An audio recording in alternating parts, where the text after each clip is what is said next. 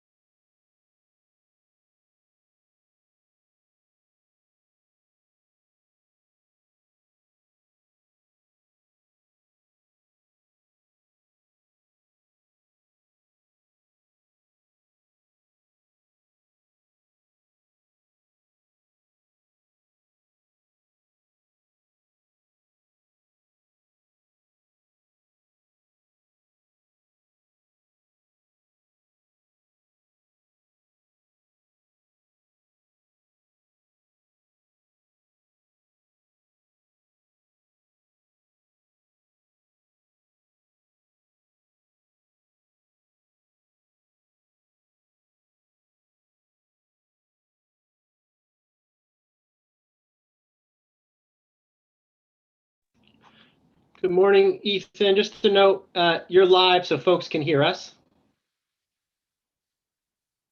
Your video looks good.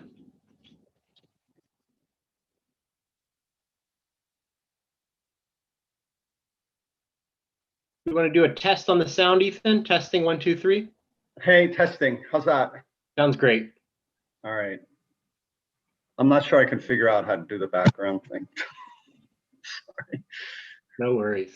All right. Otherwise, it looks okay and sounds okay. Looks great. Sounds great. All right. So I prepared like about 2 minutes of remarks. I could probably do it less if we need to. No, that's perfect. Okay. So All right. Wait for us at 9. Great job, Adam. Thanks so much. Yeah. Talk to you later. Thanks. And Ethan, why don't you shut off your camera until we start? Just the stop video button in Zoom.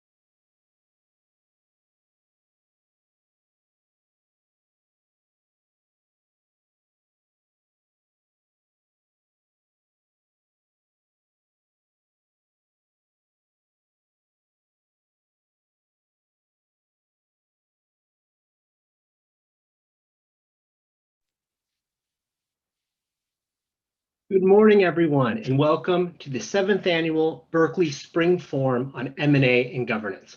I am Adam Sterling, the Executive Director of the Berkeley Center for Law and Business. We're going to jump right into things, but a few technical details. You are watching this live stream via Zoom or via a Zoom live stream. If you have any problems on the website with the live stream, right below the video player is a link to join this directly in Zoom. It will be the same experience. Also below the video player, for any attorneys seeking MCLE credit, there'll be a form that you need to fill out, and the link is right below the video player. If you have any problems today with any of this, please email us at bclb@law.berkeley.edu. Someone will be on standby to help you with all technical issues. Again, that email address is bclb@law.berkeley.edu. Now, before we get started and I introduce our co-host for the conference, I'm going to play a short video, partially to test out your system so you know how this works, but also to introduce all of you to our fantastic center at UC Berkeley. We're extremely proud of all of the work we're doing to further the purpose of the corporation, to do a deep dive into the latest issues in M&A, in governance, and much more. So throughout today, you're going to see a mix of videos, live panel discussions. And so right now, we're going to play one short video. Again, if you have any issues, please email us at bclb@law.berkeley.edu.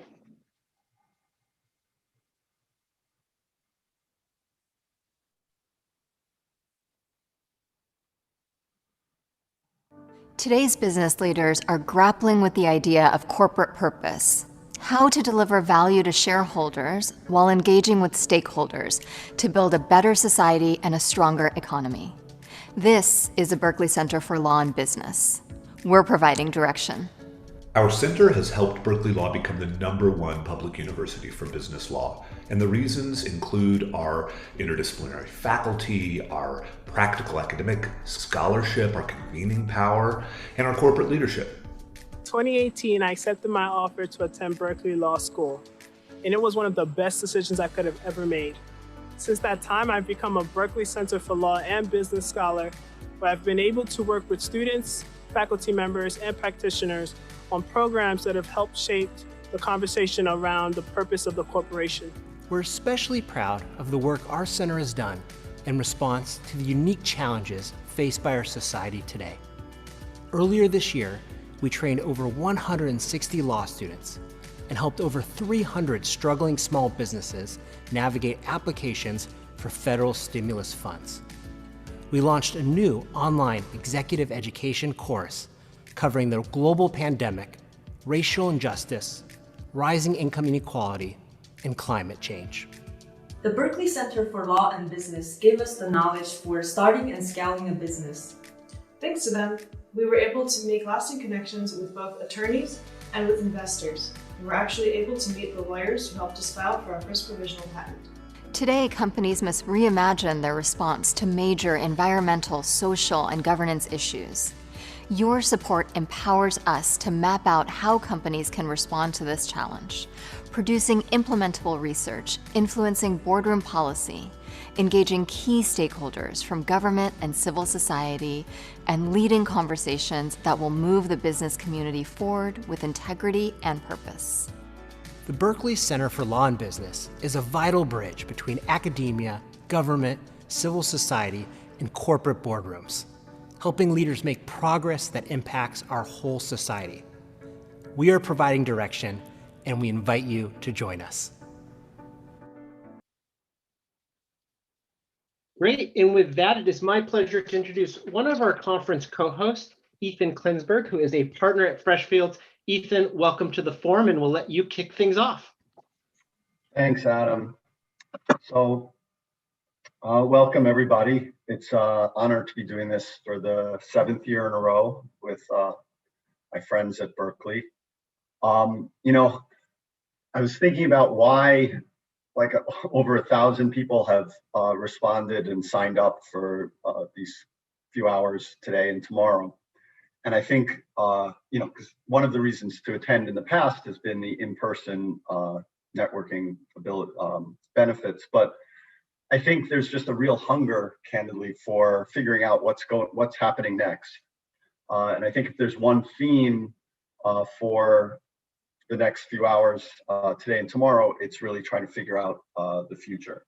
I mean, I had an op-ed yesterday in the Financial Times where I was trying to discuss the real pressure that boards are under and what we're advising on where boards should be focusing these days, particularly on difficult issues about allocating capital among M&A, buybacks, CapEx, and liquidity reserves.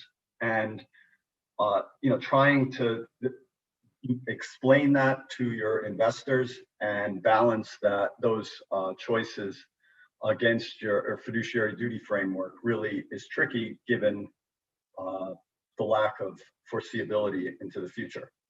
At the same time, we sort of all become de-SPAC lawyers and de-SPAC advisors in so many ways. And I don't know if everybody's noticed, but sort of the secret sauce that's driving what's going on in the de-SPAC mania is projections. I guess they seem to know what's coming next. So we have a lot of upside cases floating around there, and that is influencing multiples and really having an impact not on already publicly listed corporates, not just because they have opportunities to divest units and divisions and subsidiaries to SPACs at attractive prices, but it's changing the whole nature of the market. And so again, maybe they know the future, but they certainly are influencing the whole view of the future. Then the third factor has to do with just the huge infusion of retail investors into so many public company stockholder profiles over the last few months, which has been greatly enhanced by the pandemic circumstances. And when you go into clients and you talk about shareholder engagement strategy and talking about how to deal with institutional investors, there's a little bit of a gap, I think, in understanding how to manage this growing retail component, where they seem to have come up with their own alternative version of reality in many cases. So it'll be really interesting to hear from Dan Gallagher and others, from Robinhood, and to try and wrestle with this new variable. Then for the M&A market, I think we've got a lot of uncertainties that make it very hard to negotiate M&A deals these days. And that, again, leads to I tie it to the inability to foresee the future between signing and closing. There's a lot of tension in merger agreements these days, trying to negotiate interim operating covenants, and all the different provisions that govern what happens if we end up without a closing. And those are not just low probability events anymore. And so there's been some important case law on this over the last year. Vice Chancellor Laster, who's with us, was one of the leading voices, writing literally hundreds of pages of decisions on this topic. And then we're honored, we're going to have folks from Agilent, Cognizant, PayPal, Airbnb, discussing their negotiation of M&A deals these days and what they're seeing. So that should all be very helpful and informative. And of course, one of the factors driving the tension in having difficulty in negotiating M&A deals about what happens during this extended period between signing and closing is the source of having such a long period is regulatory, right? The regulatory hurdles we're really in a completely different place than we were a year ago, especially on national security regimes, both in the U.S. for CFIUS, but outside the U.S. And there's a lot of anxiety among clients about what the new Biden regime means for antitrust review. So it's going to be great to have the FTC commissioner here and to have a great panel on antitrust. This is all tomorrow, and we have a really inside the Beltway view on national security regimes and what the new White House and Department of Treasury are going to be looking for and how those processes will be run. So we'll have some great insights tomorrow. And then finally, there's the desire to shape the future. And over the last 3 years, we've spent increasing amount of times at this event talking about public benefit corporations. I think last year there was even, I think we had one of the senior bankers from Morgan Stanley, and he was remarking, well, why would anybody want to go public as a public benefit corporation? I guess I would do it if pushed, but maybe it would lead to execution risks and problems with market visibility. And then, of course, this year we had both Lemonade and Vital Farms go public as public benefit corporations. The analysts reacted quite positively to the PBC status. And then, perhaps most extraordinarily, Viva, as an established public company, put out to shareholder vote and has converted just in January, the first publicly traded company, while publicly traded, to convert to be a public benefit corporation. And so it's going to be great. We have the CEO of Viva with us to talk about his journey and how they got there, and how that worked with investors internally and with other constituencies. And then we're going to have a really helpful panel with the General Counsel of Viva, General Counsel of Allbirds, and banker from Morgan Stanley, and Pam Marco-Guies from Freshfields, to talk about the nuts and bolts, what's involved in this, what does it mean internally, what does it mean for reshaping your shareholder engagement strategy. So looking forward to Mary Eaton talking to Vice Chancellor Laster, and as well. And with that, I'll turn it back to Adam, and we'll kick off and head right into welcoming Dan Gallagher, the former SEC Commissioner and CLO of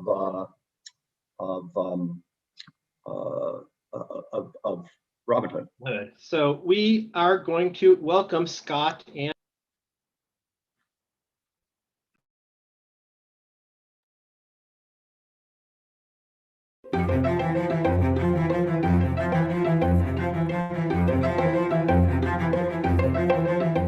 All right, Dan, how are you doing? Okay. Doing great, Scott. How about you? Good. It's great to see you. So let's jump right in, because I know we got a ton of content to cover in a short period of time. Yeah. What I thought might be helpful is, you've had a very interesting background. You've been in and out of government and the SEC a few times. You've been in private practice as an attorney.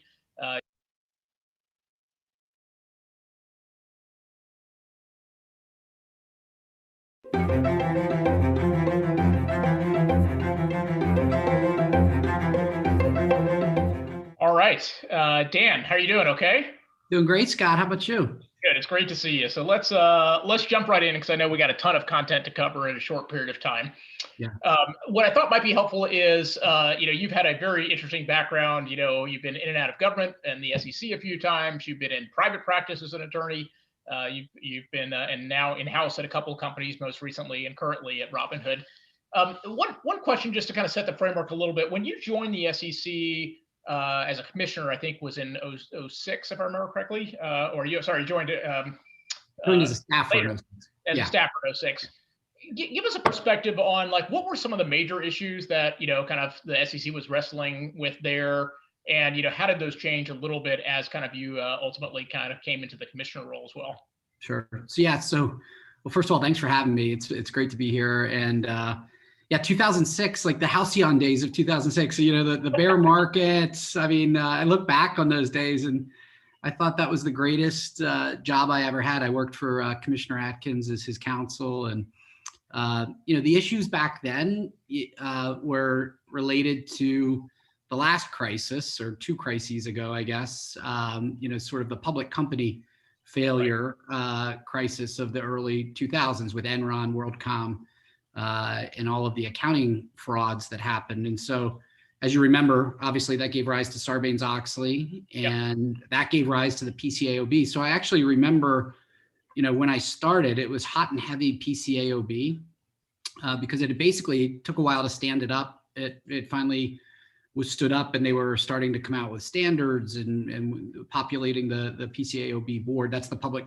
Company Accounting Oversight Board, by the way, for the audience. and rolls right off the tongue, Scott. So we had a lot of that. Chris Cox was chairman. He'd been a former congressman from Orange County. Brilliant guy and good friend now. And Chris was focused on a few reforms on the corporate disclosure side, in particular with executive compensation.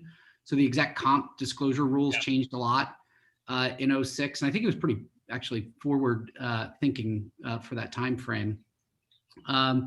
We had some things like from Graham Leach Bliley still left over. That was 1999, that legislation, but we had Reg R, which was the rule that sort of delineated what's a broker, what's a bank, and permitted brokerage and bank activity, which turned out to be a really big deal in 2008, and was largely then eviscerated by Dodd-Frank down the road. But it was a multi-agency rulemaking with the Fed, and that was a big deal. But otherwise, I got to tell you, it was investors were feeling great. The bull market had been running, I think, obviously because of some loose monetary policy at the time. And we hadn't yet hit the wall of late 2007, 2008. So it was a pretty positive feeling at the agency. I stuck it out at the SEC, obviously, through 2010. So I worked for Atkins, then I actually went to work for Chris Cox for a while as his counsel. And I was about to leave in 2008 in the summer. So after Bear Stearns and before Lehman, I was going to head back to my old law firm at WilmerHale and be a partner there. And the division director in the Division of Trading and Markets was a guy named Eric Seary. And he asked me to come be his deputy director. He wanted to add a deputy below him. And so 6 weeks before Lehman Brothers, I took over the investment bank oversight program for the SEC. Thank you very much. Perfect timing for you. Oh my God. It was unbelievable. I owned it for 6 weeks, and then next thing you know, September 15th, 2008 comes around, and sitting on the 30th floor of Lehman, and never looked back, Scott. So I dealt with all of that. Dealt with the one of the things that the Division of Trading and Markets deals with is brokerage failures, and so we actually had to deal with Bernie Madoff and the failure of his firm and all the investor claims there, which was a pretty serious thing that happened in December of '08. And then we had a change of administration and new priorities and Dodd-Frank, the evolution of Dodd-Frank from academic white paper into legislation. And then I left in early 2010. Was gone for about 7 months, and then the Senate staffers called and asked me to come back as a commissioner. And as much as I was enjoying my new compensation arrangement, and I was actually working less as a law firm partner, I went back at the end of 2011 and stayed to the end of 2015 as a commissioner. Yeah. And so it sounds like a lot of, obviously, not surprisingly, a lot of what in those early days you were doing was clean up from the last crisis, basically, right? So as you mentioned, obviously Sarbox, of course, is a real legacy of the Enron and WorldCom disasters, and certainly probably to a certain extent the .com implosion that happened more generally in 99, 2000. And then it's interesting when you come back, right? If we talk about kind of current market structure, you kind of the Jobs Act gets passed in 2012, right? And so you are a sitting commissioner at that point in time. Yep. Can you talk a little bit about, like what did you think of, sitting on the SEC side of the Jobs Act? What were the big policy considerations that you were either hoping that Congress would have put in that versus what was there? I'm just curious kind of, how that worked, and then a little bit of how the role that the SEC plays once you actually receive legislation that comes over from Congress on major initiatives like that. Sure. Well, so first of all, I love the Jobs Act because it's I got to spend a lot of time with you, and I actually got to meet a lot of West Coast, Silicon Valley types that I normally didn't interact with before, because so many of those ideas came from you personally, your firm, and others, and gestated in the Valley for a while, and then started to come to light through academia. And so one thing people miss about the Jobs Act, and well, is that it took a long time, right? These were deep thoughts that were vetted. It wasn't just some congressional staffers sitting down with a pen and writing something out. There was a lot of intellectual capital involved in the Jobs Act. And so to see it all come together after you remember there were probably 3 or 4 blue ribbon panels back in 06, 07, 08. How do we improve the competitiveness of the US capital markets? Because that was the big fear back then, right? That we were falling behind Europe, believe it or not. We were falling behind England in particular, and Asia was sort of a rising threat. And so there were, Hank Paulson was involved, Hal Scott at Harvard and others. I think you guys had something on. So there was a lot of sort of just deep thinking going on. All this came together, and then it got boiled down into some pretty discrete points in the Jobs Act. And I got to tell you, to this day, I've been around Washington since 1990. I've personally never experienced something so deregulatory as the Jobs Act, and which is funny because it was a Democrat president and a split Congress, and I think it was completely bipartisan except for maybe one vote, which is awesome. I mean, this is something that is a great lesson for today. All this division in the country and these split votes on everything. When you pass legislation, when you pass big ideas on a 50-50 basis, right, or 51-49, they're not meant to last, right? And they just cause dissension. And we see that with certain, with Obamacare and other things. But Jobs Act, I tell you, when these Congress people put their names next to it, they stick with it. They don't immediately then try to undermine it. They don't, you don't get a new majority that tries to undermine it. So the Jobs Act has had staying power. I thought the funniest part is I heard you loud and clear about confidential filings. It meant nothing to me. It turns out to have been apparently the best part of the Jobs Act. Yes, thank you. Thank you for confidential filings. Right. I mean, it's, if you look back, that'll have been the most important thing. I think, some of the Reg D amendments obviously were very important. Crowdfunding was just an awesome idea for me. It was almost like a little laboratory within a statute. I didn't have massive conviction on it in the beginning. I didn't know, if I fully believed that this would create a sort of ecosystem, right, from cupcake company on the corner to public company, but the theory made sense, and why not? Me, I'm a pretty free market guy. So, but yeah, I think looking back at it, it was sort of a magical time, and I think that folks who get frustrated with gridlock in Washington, who think that their ideas can never make it into law or regulation or, otherwise get traction. The Jobs Act just proves that, right? If you do the hard work and if you prove the intellectual points, you can hit that moment in time where you get real reform. And from my perspective, I had tons and tons of meetings as the bill was wending its way through. So you can imagine there's a formal SEC position, which, at the time it was Mary Shapiro as chairman. And I think she actually came out in a pretty negative way against a lot of the important pieces of the Jobs Act, which I give her credit. I mean, it was against what the administration was doing. So there's that formal SEC position, and then there's sort of what each commissioner believes, and then who you as a commissioner, who's your constituency on the Hill, who's going to listen to you. So I would get calls and dragged in all the time to the Hill for my thoughts as they were doing the drafting and what I thought was important, what I was hearing. And so having all these meetings, which I was pretty prolific with meetings, I had a very open door policy, and hearing from folks like you and others was really helpful to me to kind of pick and choose and isolate the things I thought were really important. That's great. Yeah. And so it's interesting, you mentioned obviously a lot of the impetus, of course, behind the Jobs Act was exactly as you described, which was the competitiveness, particularly on an increasingly global stage, about the overall capital markets, access to capital formation, obviously a huge issue. And, that's against the backdrop, of course, that, some of our viewers may know, but, a roughly 50% decline in the number of public companies over the last 25 years, IPOs not keeping pace with the required replacement rate.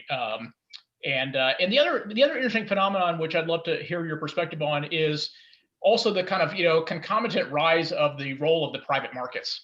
And so you and I have talked about this a lot directly, Dan, but this idea that kind of effectively what really has happened in many respects over the last 15 to 20 years is appreciation of companies that historically happened in the public markets really increasingly seems to be happening more and more in the private markets, right? We've got companies staying private longer. They're going public at much more mature businesses, but also, much higher valuations.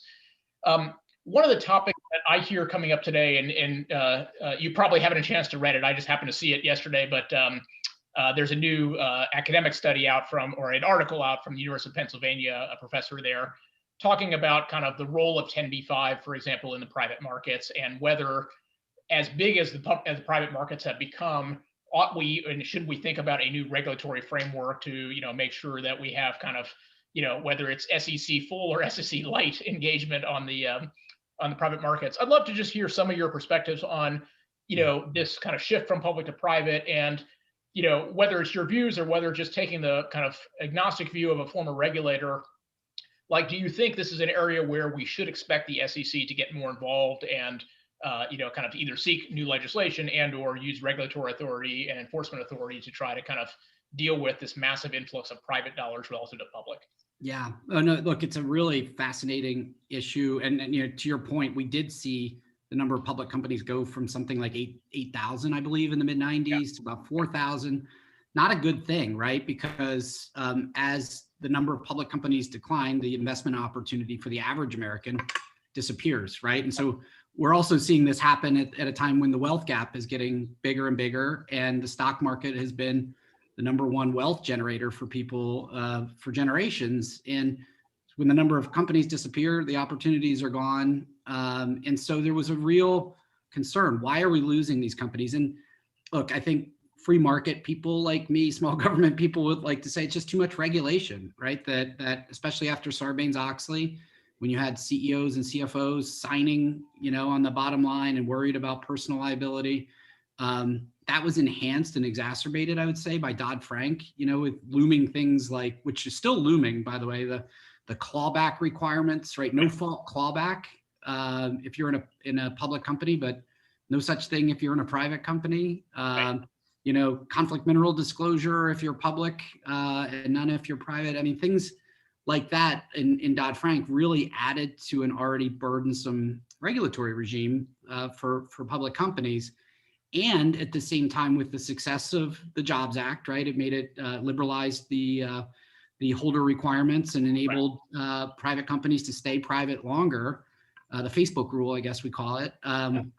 Look, I think that the combination of events and then the realization by many in major private companies, so-called unicorns, which used to be a big deal, and now, of course, they're just everywhere. That it's not that hard, right? It's not that hard to raise capital. The investors like you are not as impatient as some people would say. They're not constantly pressing for their exit event liquidity, that you really can get yourself to a mature place before you have to make that decision. And you can have even liquidity for your employees and for your founders and senior management through private exchanges and secondary sales and the like. It really, I think, has gotten to a place of high efficiency. And I think now, instead of remarking about, you might imagine, I don't know who at Penn wrote the article, I might not agree with the idea that, to the extent that the private markets are so successful, let's go gum those up. The way we did with the public markets, not exactly how I'm going to come at this thing. Yeah, I figured you might take that position. Well, and I had this debate once. I was at Columbia, I think, and we had a little debate with Merritt Fox, had a little thing going on, and I remember somebody threw out, we should require these big unicorns to register under the Exchange Act, right? Yeah. Not the 33 Act. And then if their business models are illegal, like Uber, the SEC shouldn't approve them, which is basically merit regulation. And I was like, oh my Lord. And I said exactly what I just said. I was like, wow, we've already gummed up the public markets to the point where, you have $50 billion private companies. Let's not roll that out more broadly into the private market. I think instead of wasting our intellectual capital on that, we should actually sit back and say, but look at the number of IPOs, right? They are IPOing actually, right? And they're IPOing at a more mature stage. They're better public companies than the ones we were getting, over the years, by and large, I would say. They have real boards. They have real controls. They've been using them actually for years. And so I think it's actually a relatively new phenomenon. 2020 obviously was a gangbuster year for all sorts of weird reasons for for IPOs. We can put SPACs off, to the side and have that discussion. Let's come back to SPACs. We'll come back to that one. Yeah, we'll come back to SPACs. But to me, that's the success story, despite the headwinds, right? That you see a lot of these major private companies who, quite frankly, I say a lot at Robinhood. I look around in the CT meetings. I'm like, imagine if we were dealing with this situation or that situation and we were public right now, right? Just put that cap on, because you got to keep reminding yourself how difficult it is to be public sometimes. And so, but despite all that, it's happening. I think it's a great phenomenon. I think we're getting more mature companies. I think we're getting companies who have been through it, and are better investments, that are better known to investors. And I love that they're, they were in the Millionaires Club, the Reg D Club, forever. And now, of course, the average American can get a slice. The run up in IPO prices continues to vex me. I don't think we'll ever figure that one out, Scott, on IPO pricing, but I think it's all incredibly successful. So rolling out 10B or exchange reporting or other frictions. 10B applies to private companies. I was going to say, right. Yeah. The argument in this paper was mostly that, yes, it applies, but the number of plaintiffs is limited, so therefore plaintiffs' attorneys are less likely to bring these cases. And because we don't have continuous trading. So she was making the argument, that there are structural impediments that exist that make the plaintiffs' bar less attracted to these suits, which, I'm not sure we should be solving for that either. But I have real deep feelings about the plaintiffs' bar. Yeah, I was going to say, we could probably leave it there. I think. But so let me shift gears then. So, and you mentioned obviously Robinhood, and so there's kind of part of as we talked about of the Jobs Act was global competitiveness.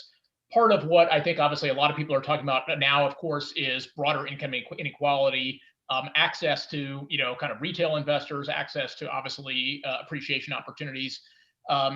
And I want to start with two things. One, let's start with kind of the private markets again, which is there's been some movement in the SEC of late of re-looking at the definition of accredited investors.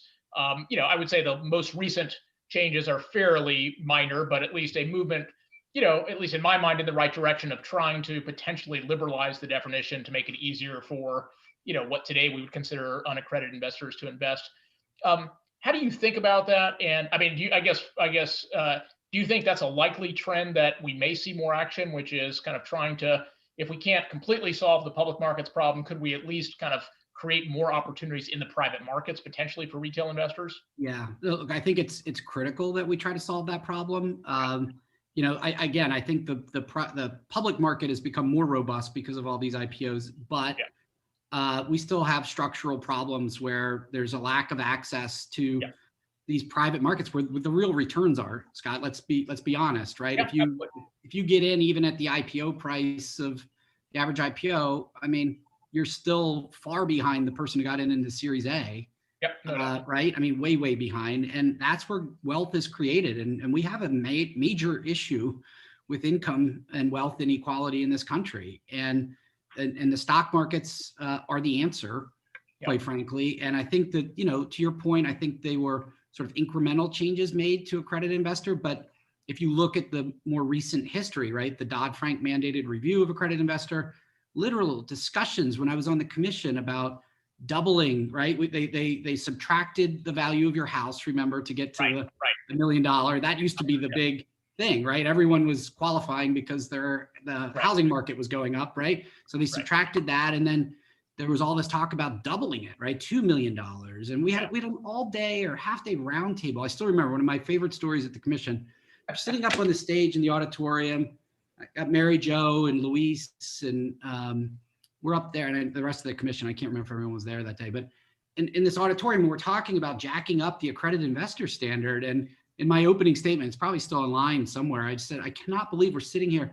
We're talking about the millionaires rule, right? We're talking about, like, we're doing no work to help the average American, invest. We're talking about taking something from 1 million to 2 million, as if that's meaningful and if it's a good use of our time. And there was a whole bunch of crowdfunders in the audience who stood up and started applauding, which never happens at the SEC. Yeah. But you're the people's person, Dan. That's good. I mean, it really it shouldn't be a partisan thing, right? It's really about what's the policy issue you're trying to get at, right? And if it's to make it harder to insert frictions into a well-functioning market, I'm not on board, right? If it's to allow more people to participate in the upside of the U.S. economy, then I am on board. And so I think what Jay Clayton as chairman, was incremental, but radically different than the alternative that I faced sitting on the commission. So in that regard, to me, it registers as a major victory. To your question, I think with the new administration and the sort of regulatory impulses, I think that are going to come from that, I think you'll see probably take a step or two back on that, and they'll probably revisit that rulemaking amongst others. And I think that's really unfortunate. I think access to private equity, which is inherently Reg D, and other direct Reg D investments for people who can figure it out, right? People with advanced degrees who work in finance or for some other reason make sense to be in those markets. I mean, that's how we get them into this, class of wealth that they should be in. Yeah, let's talk about the other side of retail investing, which obviously, in your current role as GC at Robinhood, you're helping support, which is, access for retail investors to the broader public markets. And again, we're not going to go into detail around recent events because I know it's hard given there's a lot of activity. But maybe if we take a step back and think about just from a market structure perspective, one of the big things, obviously, that's been discussed of late that most people had never heard of this concept of payment for order flow until about 2 weeks ago, and now it's kind of in everybody's parlance.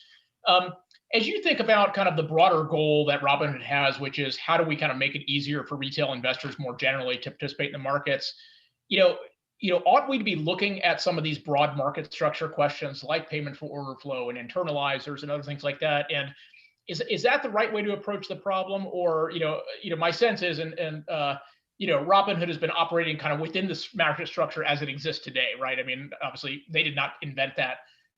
Is there an opportunity, or should we all kind of take a blank sheet of paper to this thing and say, okay, is there a way to reform the market that could help accomplish the goals that a Robinhood has, but jettison some of the things that have been historical things like payment for order flow, for example? Yeah, look, I think the irony here with the payment for order flow is becoming headline news. It's unbelievable to me as an old market structure geek. Look, it's a payment for order flow is just it's for the audience. It's a market construct whereby retail firms like Robinhood, we receive orders from our customers. We send them to market makers, which are other brokerage firms that specialize in trading using their own proprietary book. And they will capture a spread between the bid and the ask that's quoted on the exchange. And then they'll rebate back to Robinhood and to the customer through price improvement some of that spread. So inherently, our customers are getting a better price than is on the exchange. Some of it goes to them, some of it goes to us. And that revenue supports our ability, Scott, to not charge a commission. Right. And that's why the irony that kills me here is the model in retail brokerage 5 years ago was payment for order flow plus a commission on top, like the cherry on top. And no one understood it. No one talked about payment for order flow. They just talked about whether they were paying $10, $7, or $5 for a commission. And here comes these crazy Stanford grads, right? And say, we're gonna, because we're VC funded, which is like, this is props to you guys. Like, because we're VC funded, we don't have to make money for a little while, right? We don't even know how much payment for order flow we're going to get. Let's just build this model where we don't charge commissions. We don't have account minimums, right? Which is another barrier to entry that had kept people out of the markets. And let's put it on an app because that's how these people want to enter the markets, right? That's how they do everything in their life on their smartphone. Let's build it app first, which Robinhood was, I believe, the first to do on those fronts. Yep. So Robinhood comes in, those commissions, in 2019, all the incumbent firms dropped. Exactly. You had to, right? I don't know, I have tens of billions of dollars, Scott, put back into investor pockets. Yep. And it's not just that dollar though, too, right? It's the fact that instead of you paying that $10, you actually invested that $10, right? And if you're buy and hold, right, you compound it. It's not just that amount. Right. So it's magical what Beju and Vlad did at Robin. It's the reason I wanted to join them. I firmly believe in this. You've heard me give speeches about the lack of retail participation, income inequality. I really believe it. And the fact that these guys did it, I just think is amazing.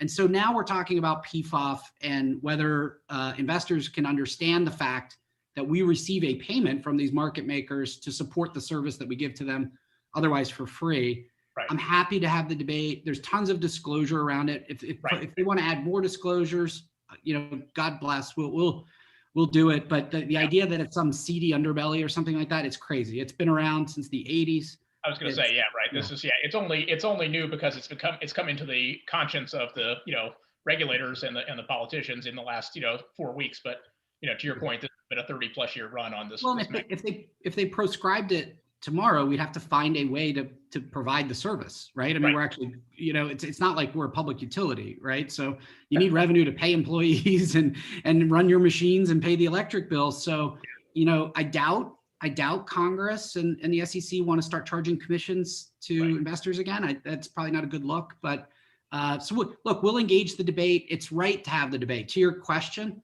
I personally and Robin we love to have the debate because we think we're just doing the right thing for people, and we'll have the debate anywhere. We'll come to the town square, we'll come to DC, whatever you want to do, because I do think it's serving a larger good. And just at the risk of sounding like a Robin Hood commercial, like 13 million plus customers, most of whom never would have been in the market, right? They might have taken $200 and bought a pair of shoes or done something else, but they didn't. They transferred it into Robinhood. They bought a fraction of an Apple share. They bought an ETF, whatever they bought, and most of them hold it. Like, contrary to this notion that they're day traders, they buy and hold. That's what our data shows for the most part. And so it's a really good social thing. It's right that it gets attention. These are a lot of times new investors and everything, and we have to take that obligation very seriously, and we do. We provide a lot of education, and we can always do better there, and we're going to keep getting better there. But I'm very proud to be affiliated with them, as you can tell. That's helpful. Well, listen, we've got like 1 or 2 minutes left. Let me try and hit 2 topics if we can quickly before we wrap.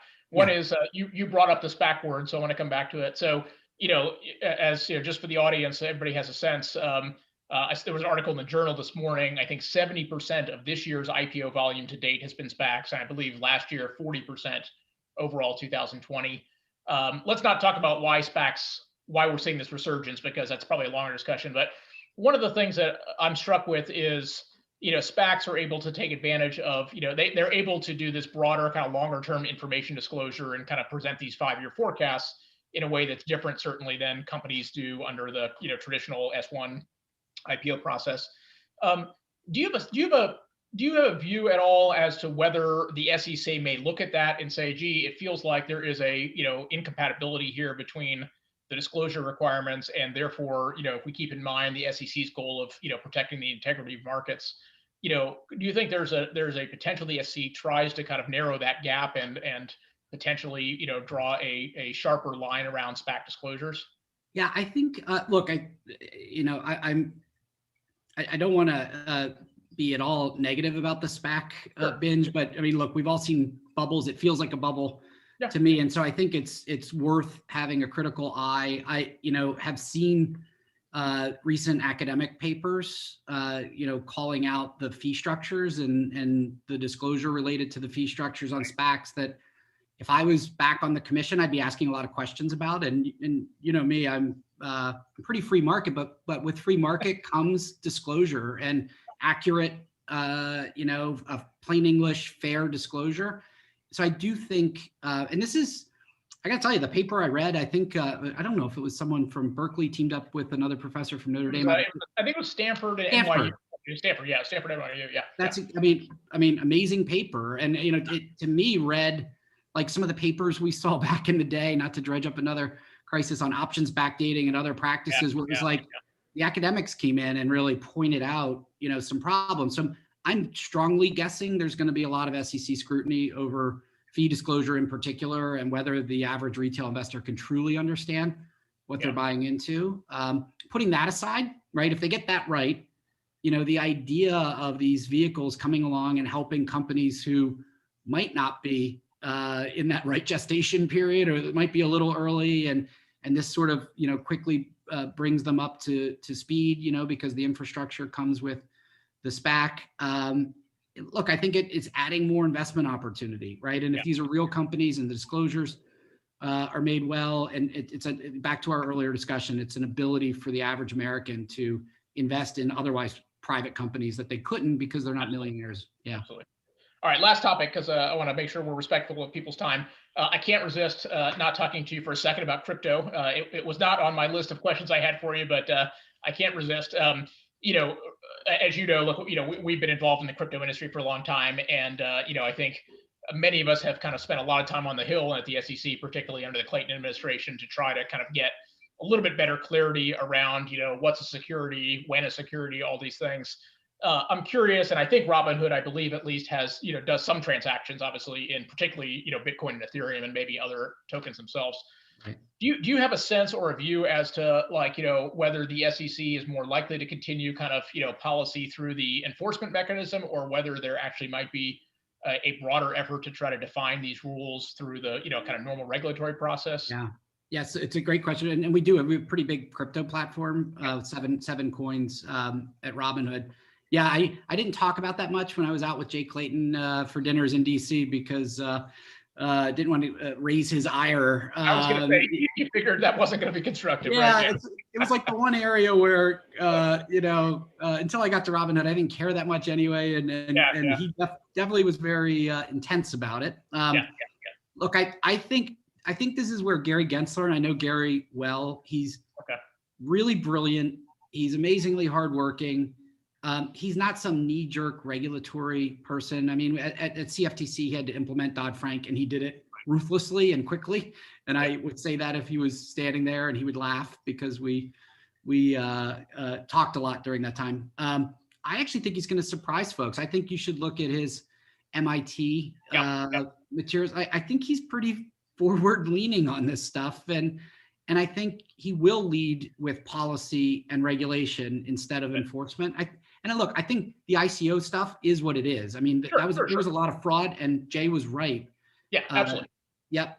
But now, I don't think he had enough time, or maybe he didn't have the inclination. I don't know, but he didn't lead with or end with policy. He led with enforcement. So it's needed. I think Gary's the right guy, actually, because he's been as chairman he's been studying this stuff, and he's steeped in it. And I think it'll be natural for him, and I think he'll be reasonable. I don't think he's going to give away the farm, or it's going to be any panacea. But I really do think it's going to be a new day for them. And of course, CFTC has already been set up, I think, to accommodate. Right. Well. Yeah, no, my sense is CFTC is ready, but I think they are. I think they need the SEC to kind of take the lead here in some respects. But that's great. Yeah. Well, listen, Dan, I wish we could talk longer. This has been fantastic. Thank you so much for joining us, and we will certainly be in touch on these important topics. Thanks so much. It was my honor. Good to see you. Yeah.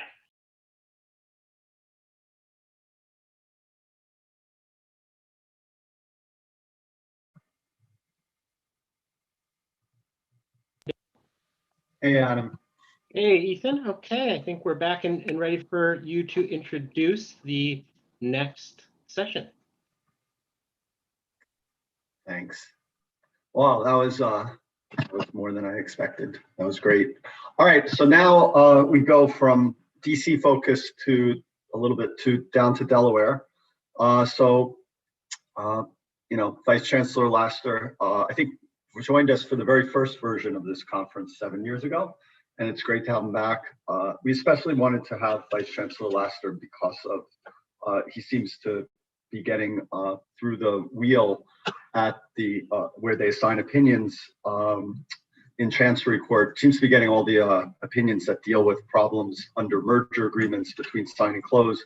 He also has issued a number of opinions about sort of going back to the days of early 2000s, where there were a bunch of opinions criticizing sale processes, especially leverage buyouts. And I was corresponding with him, and his view is sort of a lot of the lessons of those cases seem to be neglected these days in processes. And he seems to, although he's not necessarily holding folks Personally liable, he seems to be pointing out and using the bully pulpit, I call it, of denying motions to dismiss by pointing out flaws in processes. And he's done this a few times in the last few months. And so that's important to pay attention to for all of us involved in M&A. So it's great. We got Mary Eaton, who's going to interview Vice Chancellor Lasker. Mary appears regularly in Chancery Court and represents all sorts of boards ranging from Facebook to Citigroup. So with that, Adam, why don't we tee it up and let the Vice Chancellor have the stage.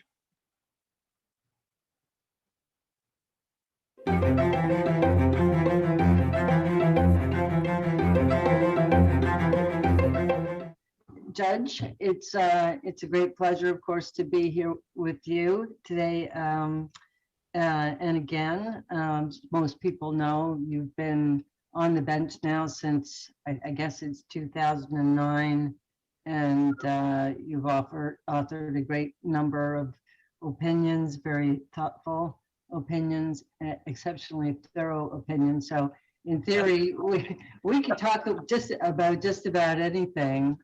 But we only have so much time today, so I thought maybe as you and I discussed, we could probably limit it just to a couple of topics. There's been several cases recently on officer liability, for example, and controlling shareholders, 220, inspection demands, and others. So maybe time permitting, we can at least cover those things, if that sounds all right to you. Oh, that sounds great. Okay, well, why don't we start with officer liability? There was a long period of time when the Delaware courts didn't have much to say about the duties and obligations of officers. Lots to say, of course, about directors, but a sort of eerie silence for many years about officers. And then this year, of course, this year and I guess last year, there have been a number of cases where post-closing cases where officers have been, claims against officers have been sustained at the pleading stage, including your recent opinion in Presidio. So what are your thoughts, first of all, about the duties, generally speaking, that apply to officers? Is it the same as for directors? Yeah, well, that's certainly what we've been told, and you're absolutely right, Mary, that this has been an undeveloped area. What we had for a long time was just a lot of debate over it. Larry Hammermesh and Gil Sparks took one side of this debate, that really officers should be treated the same way as directors. Lyman Johnson took the other side of the debate, professor at WNL, and said no, officers are primarily agents. And then we had the Gantler decision that weighed in 2009 and really said in sort of straightforward fashion, the duties of officers are the same as those of directors, which was on one level a helpful starting point, and you can seem to unpack a lot of that, but also left a lot of questions unanswered. So I think, at a minimum, it suggests that the duty of loyalty and the duty of care are going to be the framework for analyzing officer duties. It leaves open the idea of whether there's an additional component of agency that is involved in officers, in the sense of an agency duty of, it's traditionally called the duty of obedience, which sounds quite onerous, but a duty of obedience to the principal. In other words, is there an additional dimension where the officer has to follow what the board says that isn't present for directors? But it's only now that we're really fleshing out some of these issues, as you've pointed out, through some recent cases like Baker Hughes and Roche, and then Presidio. So one of those unanswered questions, no, I'm not sure that it came up in any of those particular cases you just mentioned, is whether officers are entitled to the presumption that the business judgment rule applies to their decisions. Do you have any thoughts on that issue? Yeah, I mean, I think it's, if there's anything that I think is implicit in the Gantler approach, it seems to be that we're going to use this similar big picture frameworks to approach officers as we are with directors. And so again, to my mind, that not only means the two fiduciary duties that I mentioned earlier, but also I think that it means likely that the basic standards of review are going to apply. And to me, that means that the baseline standard of review is going to be the business judgment rule.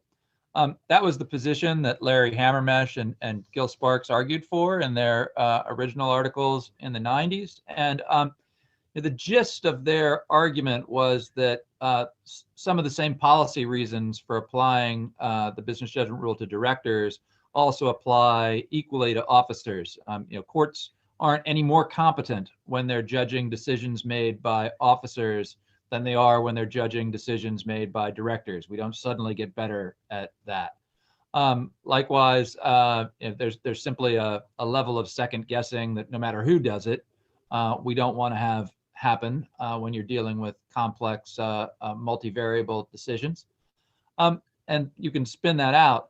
I mean, I think one of the differences that led to the debate is that officers are generally much more involved in the day-to-day, much more informed. They're expected to be full-time people, as opposed to directors who, at least as our system has evolved, and particularly in publicly traded companies, they're not full-time. They meet 6-8 times per year. They're very involved, but they're not to the same degree as officers. But I think on balance, the policy rationales for applying the business judgment rule are more persuasive. And so I would expect that fiduciary framework in terms of standards of review to apply. Great, that's very helpful. Another related issue, and one where there appears to be a slight difference of opinion, perhaps, is with respect to whether the exculpatory provision can apply to officers. I know in your recent opinion, you came out on the negative end of that question, but perhaps you could talk about that for a moment. Shouldn't officers be entitled to be exculpated too? Well, they're not right now, and you certainly could have a regime where officers were exculpated, and you could make the same policy-based arguments that are articulated in favor of director exculpation. The biggest hurdle to that is textual. Right now, 102b7 only speaks in terms of directors, and therefore it's linguistically difficult to stretch it beyond that. And so I think that's really the limitation right now. I don't think ultimately that creates massive liability risk for officers in the vast majority of situations because of two features, one structural, one doctrinal. Doctrinal, outside of contexts like mergers that are more likely to give rise to direct claims, I think most claims against officers are going to be derivative. And hence 23.1 is going to stand as a pleading stage bulwark against these lawsuits. And so whether or not exculpation is in play is going to be much of the tail wagging the dog. The second aspect that I think is really doctrinal is what gross negligence means under Delaware law. And in the corporate context, we have defined gross negligence as recklessness. So it's not just a stronger version of negligence. In the corporate context, it requires reckless disregard for the body of stockholders or a decision that is irrational. So even though officers are nominally exposed absent exculpation to liability for care, no one should be thinking that that is care in the sense that, for example, your doctor is exposed to liability for medical malpractice, or you are exposed to negligence liability when you're driving down the street. or anything like that. It's a very high standard. But I certainly agree with you that from a baseline policy justification, one could create a regime where officers would also be subject to exculpation. I just don't think we have that yet under the language of our statute. Right, the statute seems to be on its face not supportive of a different view. Right. I guess that brings us to the question of when a person is actually acting as an officer, because as you know, there are plenty of instances where corporate representatives will serve both in an officer capacity as well as a director capacity. How do you tell when somebody is doing what, be it with the standards being different? Yeah, I mean, that's the good question. And here, I can, in some ways, wave the white flag and say, I'm a judge. I don't know things until people give me the briefs and tell me what to think. You or your opponents on the other side. So, and this is one of those where we don't really have clear signposts. When you think back to some of the first cases that tried to test this officer director distinction, I'm thinking of Arnold v. Society of Savings and things like that. The analysis was fairly cursory, and they were basically just, there wasn't anything in the complaint that pled that the officer had done anything differently than the directors did. So if the plaintiff was challenging a board decision, and let's take our classic sort of chairman, CEO, director, who therefore has these dual capacities, there wasn't anything to single him or her out relative to the other directors. And so it was fairly easy to say that the plaintiffs haven't distinguished the officer in any way. I think as the plaintiffs have become more savvy, or at least better at picking their cases, and look, in some ways they've been forced into this. One of the unforeseen or unanticipated or perhaps anticipated side effects of Corwin is that the plaintiffs, rather than filing on everything, have had to be more targeted, at least in Delaware, in picking cases where they have better arguments. That's made the defense side's job somewhat tougher. It's made the judge's job tougher because these are more borderline situations. But when a plaintiff is pleading that the individual is doing things that seem to be officer-like. So, for example, the CEO is meeting with different bidders in a one-on-one setting, or perhaps chaperoned by the banker or something like that, and none of the other directors are doing that. That looks to me like an officer role. Or the CEO is working with the CFO to develop the projections that then get provided to the banker and ultimately go to the board. None of the other directors are in the dough on the projections. They're getting them, they're thinking about them, but they're not in the preparation. That looks to me like an officer role. And so it's things like that that really indicate that the individual is doing something that the other directors weren't doing, that at least for me signal that type of differentiation. There seems to be quite a lot of confusion about how the different standards of review apply in a damages claim against an officer for breach of fiduciary duty, whether it be a breach of the duty of loyalty or a breach of the duty of care. So maybe you could lay that out for those of us who are still a little confused about exactly how that's supposed to work. I'll tell you what I could do is I can tell you that I've been trying to think about this, because what happened, I think, and this may be a little bit of an overstatement, but we really had another watershed year in Delaware corporate law. So the original watershed year, 1985, that's when we get Unical and Van Gorkum and Moran, and then a year later, really just a couple months after the turn of the year, we get Revlon. in 2015, again, it's not an exact calendar year, but we get C&J Energy, we get Corwin, we get Cornerstone on 102B7, and those are coming right on the heels of MFW. And so it's again one of these, I think, sort of big tectonic moments. And one of the things that that both C&J and certainly Corwin seem to say and signal is this idea that these higher standards of review, like entire fairness and enhanced scrutiny, and it's really more of a focus on enhanced scrutiny in that setting, aren't designed with damages claims in mind. They're really designed for injunctive relief. And I will tell you that caused me to do a lot of thinking, because in my world, in terms of just sort of basic civil procedure, the injunction phase standard isn't its own special standard. What one does is one looks at what standard would apply at the end of the case for trial.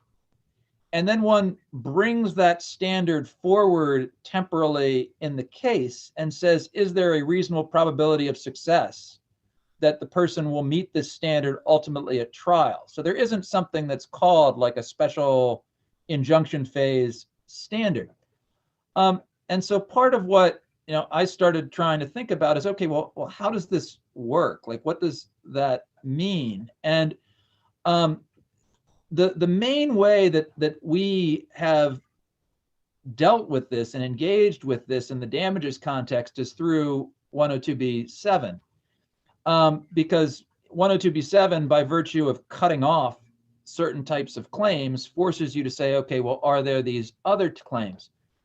But that too created a little bit of a conundrum for me, because we'd been in this Emerald Partners world, which seemed to say that you think about the standard of review first. You analyze whether the standard of review is satisfied first. There it was entire fairness. And then it's really only at the end that you figure out whether 102B7 applies yet. But what Cornerstone told us is no, you figure that out in a damages case at the pleading stage, regardless of what standard of review applies. And that you could envision that, at least I could envision that, as being operating in one of two different ways.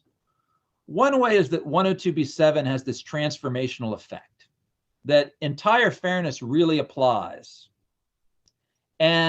But 102B7 transforms the analysis into something more like the business judgment rule, where I'm asking, did you plead a specific duty of loyalty claim against this director? That's one way to think about it. The other way to think about it is, well, no, that's what we're supposed to do all the time. And 102B7 isn't some standard of review transforming device. It's merely a device that eliminates certain types of liability. And so what I have ultimately concluded in my own mind is that there, and I tried to explain this in Presidio, which is why it's somewhat fresh in my mind at the moment, is that really 102B7 doesn't change anything. Whenever you get to the damages context against any type of fiduciary, the implication of the Delaware Supreme Court's rulings is that whenever you do that, we're ultimately asking, as to the fiduciary, did you act in breach of your duty of loyalty? And what this likewise means, therefore, is that these standards of review, these bigger, higher standards of review, entire fairness or the middle standard, enhanced scrutiny, aren't liability standards at all. They're not liability standards in the injunction phase, but it means they're also not liability standards at the trial phase. And that gets you out of this problem, the civil procedure problem of having some special injunction phase standard. So that's a long way of talking and a lot of words of saying that what I think ultimately comes out of this is, when you're pleading a claim against a fiduciary, a corporate fiduciary, and damages is what you're looking at, the implications of these cases is that you have to show that that particular individual breached their duty of loyalty by acting in a self-interested fashion or acted with gross negligence, i.e. recklessness, regardless of what the transactional standard of liability is. This transactional standard of review is. That's complex. It's a complex setup. It's not as simple as having a standard review that runs throughout the entire case, regardless of what the issue is, as if it would be if we were, in a medical malpractice action, or if we were driving down the street in our car. But in sort of trying to integrate this in my own head, that's where I think we are. So to put a fine point on it, I think the answer to your question is, if you're going to sue that CEO in the context of a sale, you're going to have to first show that there was action during the sale context that fell outside the range of reasonableness. And then you're also going to have to show that that CEO acted for a self-interested reason, for bad faith, or was grossly negligent in the sense of being reckless. So it seems like ultimately a fairly protective framework. It does. So speaking of standards of review, I guess that brings us to our second topic, which is controllers. And with respect to those, there's we could spend hours talking about controllers, I suppose, but we don't have the luxury of all that much time. I think one question, a basic question, is what is a controller, and how do you go about ascertaining whether a person or entity is a controller? And if you look at the cases, the starting point seems to be how much voting control does that person have, with different views on what the presumptive level should be. One question I have for you in that regard is that really the right approach at all to be talking about it in that regard? So if you look at control person liability under the federal securities laws, for example, voting power is not really relevant to the analysis at all. So this is quite a different way of approaching what is a similar, I recognize not the same, but a very similar question. What are your thoughts on that? Yeah, so I personally, and I don't know whether this puts me in alignment with you or not, but I will tell you that I favor not looking solely at voting power and getting into a debate over whether it's 30% or 40% or 45%. Oh, and what do we do if it's 42%? I mean, I feel like we went down that path, and to some degree we're still in that path when we were dealing with what constitutes a change of control for purposes of triggering enhanced scrutiny in a stock deal. And everybody's like, oh well, what if it's 30% cash, or what if it's 41% cash? And I think people in doing that got tied up in the details and forgot the big picture. And the big picture in that context was sort of the hydraulic pressure and the situational conflicts that come when you're selling a company, really, especially when it's for cash, but regardless of the transaction mix.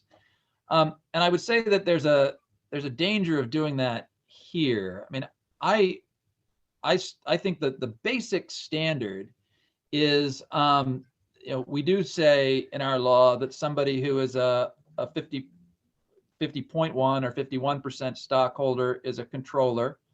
And then once you're moving beyond that, the question is whether the person exercises actual control over the corporation, either generally or for purposes of the transaction in question. And the where it gets fuzzy is in that second set of parameters. Are you showing control generally, or are you showing control over the transaction in question? And in my world, at least, and I think that, when people aren't making motion to dismiss arguments or arguments in Delaware court, I would like to think that it's true for people more than just myself. There's different levers that are involved in assessing someone's influence over a company and in the boardroom. And voting control or voting influence is one of them. The size of your stake is one of them. But the size of your stake is, in terms of a vote, it's not a bright line thing that just happens at 51 or falls off, or happens at one space or falls off.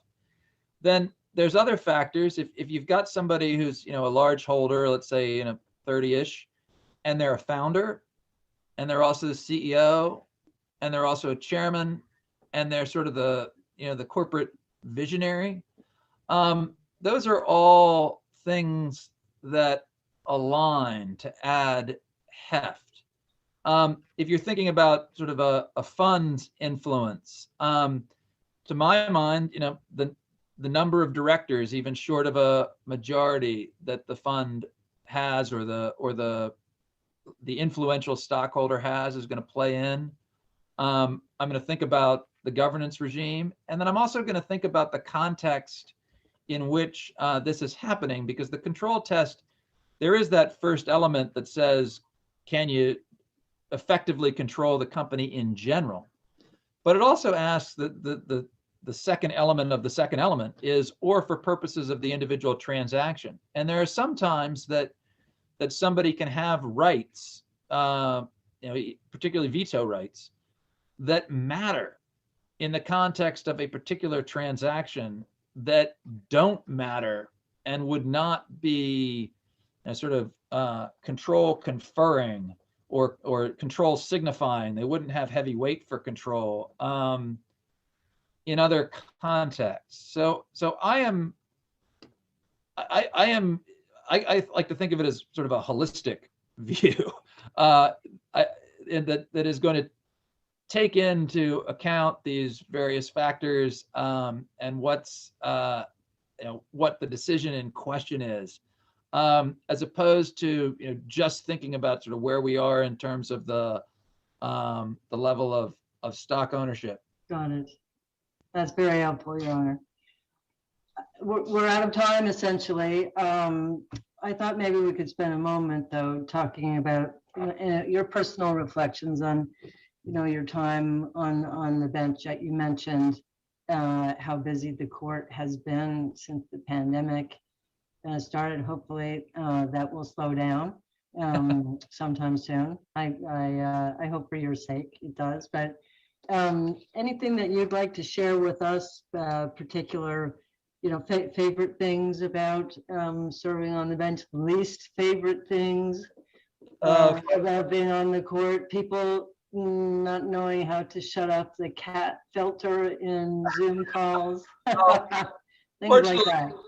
Yeah, so fortunately, this is a great job, and part of what makes it a great job is my colleagues, and so one of the things that if we were here in person, and I'm thinking back, I was out at Berkeley in 2015, I think, at the first one of these, so it's a treat to get asked back. But if we were in person like we were in 2015, I'd ask everybody to give a round of applause to Chancellor Bouchard, because I think he's just done a fantastic job, and I can tell you that for those of us on the court, he does a lot of things behind the scenes that are really great. And so he's also obviously a fantastic jurist, and so we're very sad that he's retiring, but obviously I think that he has some other things that he wants to do, and I hope well deserved, and wish him all the best. But the colleagues that I've served with and am serving with are really great people, and we get along well. We talk about things, and so that's fantastic. One of the other luxuries of the job, which cuts both ways, is dealing with such great lawyers like yourself. One of the great things about it is that you all do so many things well. So when the pandemic hit, there was the initial month or two, maybe 3, where people were shifting things off because we didn't know what was going to happen. But once it was clear that this was going to be, at least for a little while, and sadly longer than any of us, I think, hoped, the new normal, everybody pivoted. And people learned that probably already knew, but they got good at remote depositions. They got good at remote arguments. They got good at remote trials. And so we were able to just keep going. And in fact, our filings were up, and I think our overall dispositions and work was up this year. And a lot of it's because the lawyers adapted so well. Now that's a luxury we have, right? We have the luxury that a lot of our cases involve big dollars and big firms, and so you folks like yourself can do a great job for us. But that's one of the other things that makes it enjoyable. It's also what makes it hard, because you all can make pretty much anything sound convincing. And so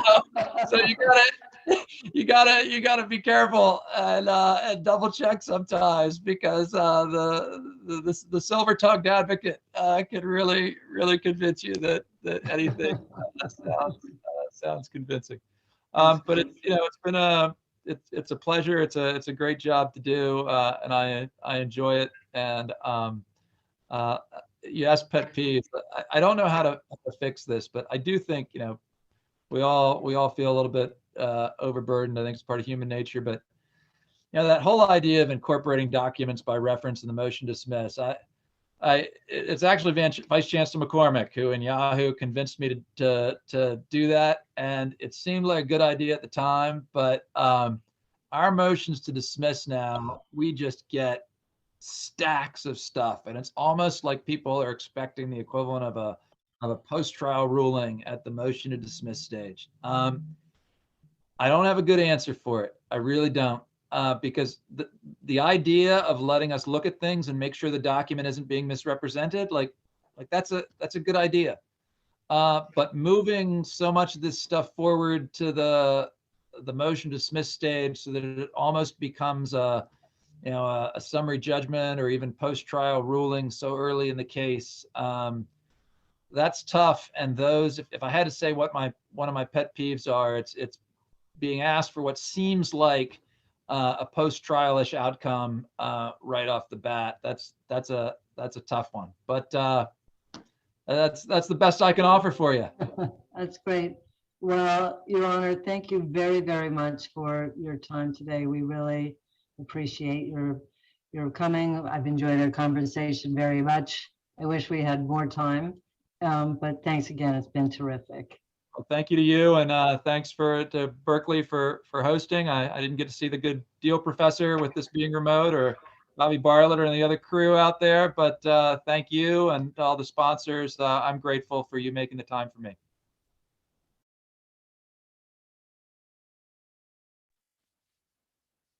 Thank you, Mary and Judge Laster. And just a reminder, these interviews will all be available online on our forum site, probably early next week. Mary actually sat down with the judge for over an hour, and we'll play that extended or provide that extended interview on the site.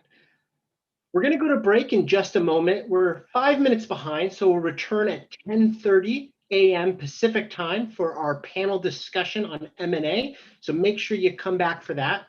Also, a reminder, if you would like MCLE credit for this program, under the video player is a link to provide your information to receive that MCLE credit. If you have any problems, you can email us at bclb@law.berkeley.edu. We'll now go to break and be back at 10:30.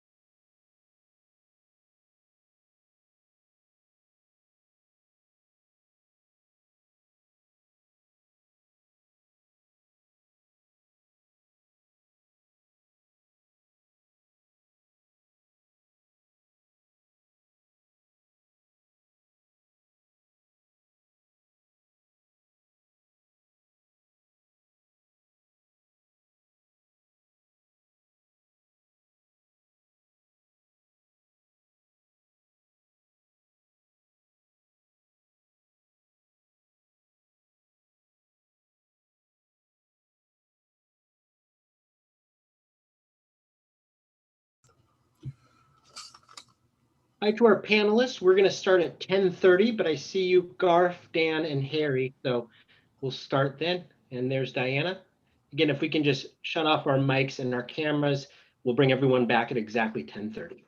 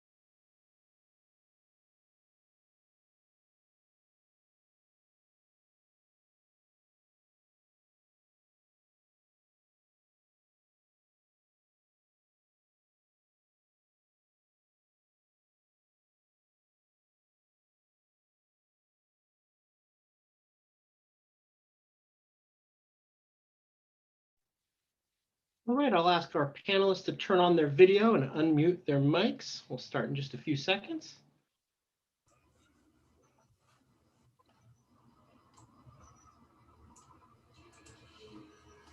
All right, great. Welcome back from break. I will now turn over the mic to our moderator and co-host of this year's forum, Professor Stephen Davidoff Solomon, also known as the Deal Professor.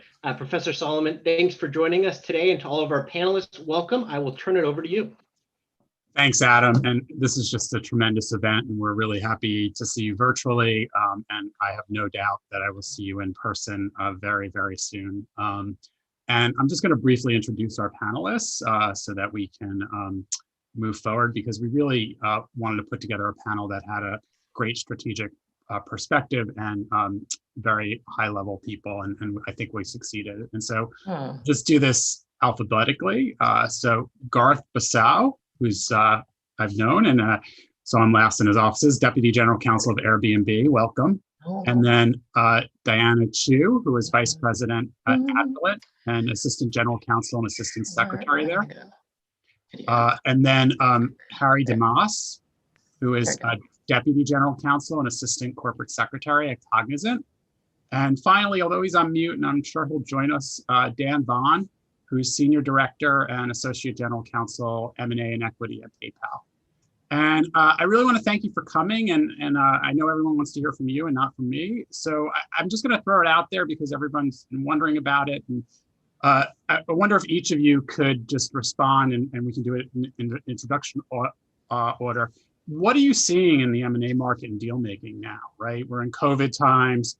Things are disrupted. There's lots of opportunity there. The valuations are sky high in some cases. And even the airlines are coming back, right? And so I just was wondering if you could each talk about what your experience has been during COVID and what you're seeing in terms of the future, in terms of deal making, and then we can have a discussion amongst us perhaps. And Garth, if you could start first, that would be great. Sure. I'd say it's an interesting time, especially in the travel sector and hospitality sector, in that, yes, valuations for startups are sky high, but I'd also note that a lot of the hotels or potential buyers, their valuations might not be at this moment in time. So they have to think about how they use currency a little bit. And we are definitely made aware of the fact our friends in the banking community are always flagging possible hot deals for us and so forth. But it is just so, the uncertainty right now is such that even with a vaccine, I don't think anybody really understands what the post-pandemic world is going to look like from a travel perspective yet. We have some ideas, but it's you got to take a big leap to get there at these valuations that the folks are seeking these days. So I think it's just hard for our sector. It's a bit, there's activity, but it is not, I think it's going to be hard to see really big deals that aren't either desperation or are set for, like, are out there where people are making big structural bets on travel right now, which is interesting. These aren't just sort of like, oh, let's go acquire a small company and plug it into our system and go. You really have to think hard. So I think that's the one thing that folks are doing and seeing, at least in the travel side. Yeah, just to follow up, and then we'll go to Diana. So you look at TSA passenger data, and they're not bad. They're at 50% of where they were before the pandemic. And I know personally I've booked all my trips because it's just so cheap. And so, I wonder if you're thinking that in 2 months, like, this is the opportunity to expand, because in 2 months the world might look very different, and you might as well take that option. Yeah, yes. Maybe we sit in at Airbnb sit in a sort of unique spot in the sense that we don't have the capex that we sit on like hotels do, or the real estate like hotels do. But I also think there is an opportunity here, but valuations are so high in many respects. Can they get much higher? Like, usually the argument to buy now when things are low is, oh, the valuations are low, that now's your time to go in. But it's sort of like, how much higher can they get? Like, so, well, why not wait till we have some more certainty, so at least you know what you're getting at the end of the day, versus going out and taking a stab now and hoping for the best. So I think, yes, people think there's gonna be a travel boom, but I think valuations, it's spotty, but valuations in many, especially for the smaller companies, reflect that already. So you're like, well, let's just wait. Let's see the proof in the pudding. Yeah. So Diana, if you could, feel free to give us your perspective, and if you want a comment on Garth. And sure. I mean, in the healthcare space, and Harry can add on to this as well, we've seen a lot of valuation inflation for those companies where COVID has given them a bump. And so companies like Agilent have really had to reevaluate how we value these companies and what their forecasts really tell us. And in that, we're looking at various structures when we're looking at new deals currently. I think that, as Garth said, the valuations are sky high, which makes it hard to really determine value for companies like ours. And I think that both from the side of upside for COVID as well as the downside. So I think a lot of companies are struggling with what the true value of targets really are. Yeah, and I think, it's only going to get a little worse, right? Because we have a $1.9 trillion stimulus coming down the package while the economy is actually doing pretty well. The market's clearly saying interest rates are probably going to rise, even though the Fed's denying it, at least for now. are you thinking on a macro level about this, Diana, or is it just, you know, you're looking at the valuations, let it go in terms of the industry specifics? I mean, certainly on a macro level, but I think from a case by case basis, depending on the target, I mean, there's all a myriad of ways to look at it. So, yeah, that's great, Harry. I want to know if you could comment, and you know, feel free to comment on the past and the future. Yeah. So, you know, so Cognizant's a large IT services company, and I'd say that the COVID situation has actually changed things remarkably little for us in many respects. There was sort of a lull last year as there's the initial impact, and then the M&A activity just came sort of roaring back for us. And I expect we will continue to be very active. The targets that we look at, which tend to be sort of in the sort of tens of millions up to maybe 300-ish million, is kind of the typical range that we're looking at, which, you know, are pretty much all in sort of digital technologies, a number of cloud acquisitions we've done recently. And the valuations for a lot of those companies were already quite high. We're obviously very careful in evaluating it and making sure we can, you know, for us, it's really driven off of the synergies that we can realize in taking some of these smaller companies and kind of plugging them into the very large organization we have. And so, you know, overall for us, I don't expect it'll have I'm not expecting any significant kind of change as we kind of come out of COVID. So yeah, it's just our particular situation, I think, though, to some extent. So you're just staying the course in terms of where you are and where things are going? I'd say that's pretty much it in our area. I mean, with, you know, so much of what we can do we had to pretty quickly shift to be able to have a lot of our people, you know, work remotely versus working in offices. But that actually was able to be done relatively easily, and our business model still works pretty well, as with some other digital companies in the COVID situation. So not too much impact for us, I'd say.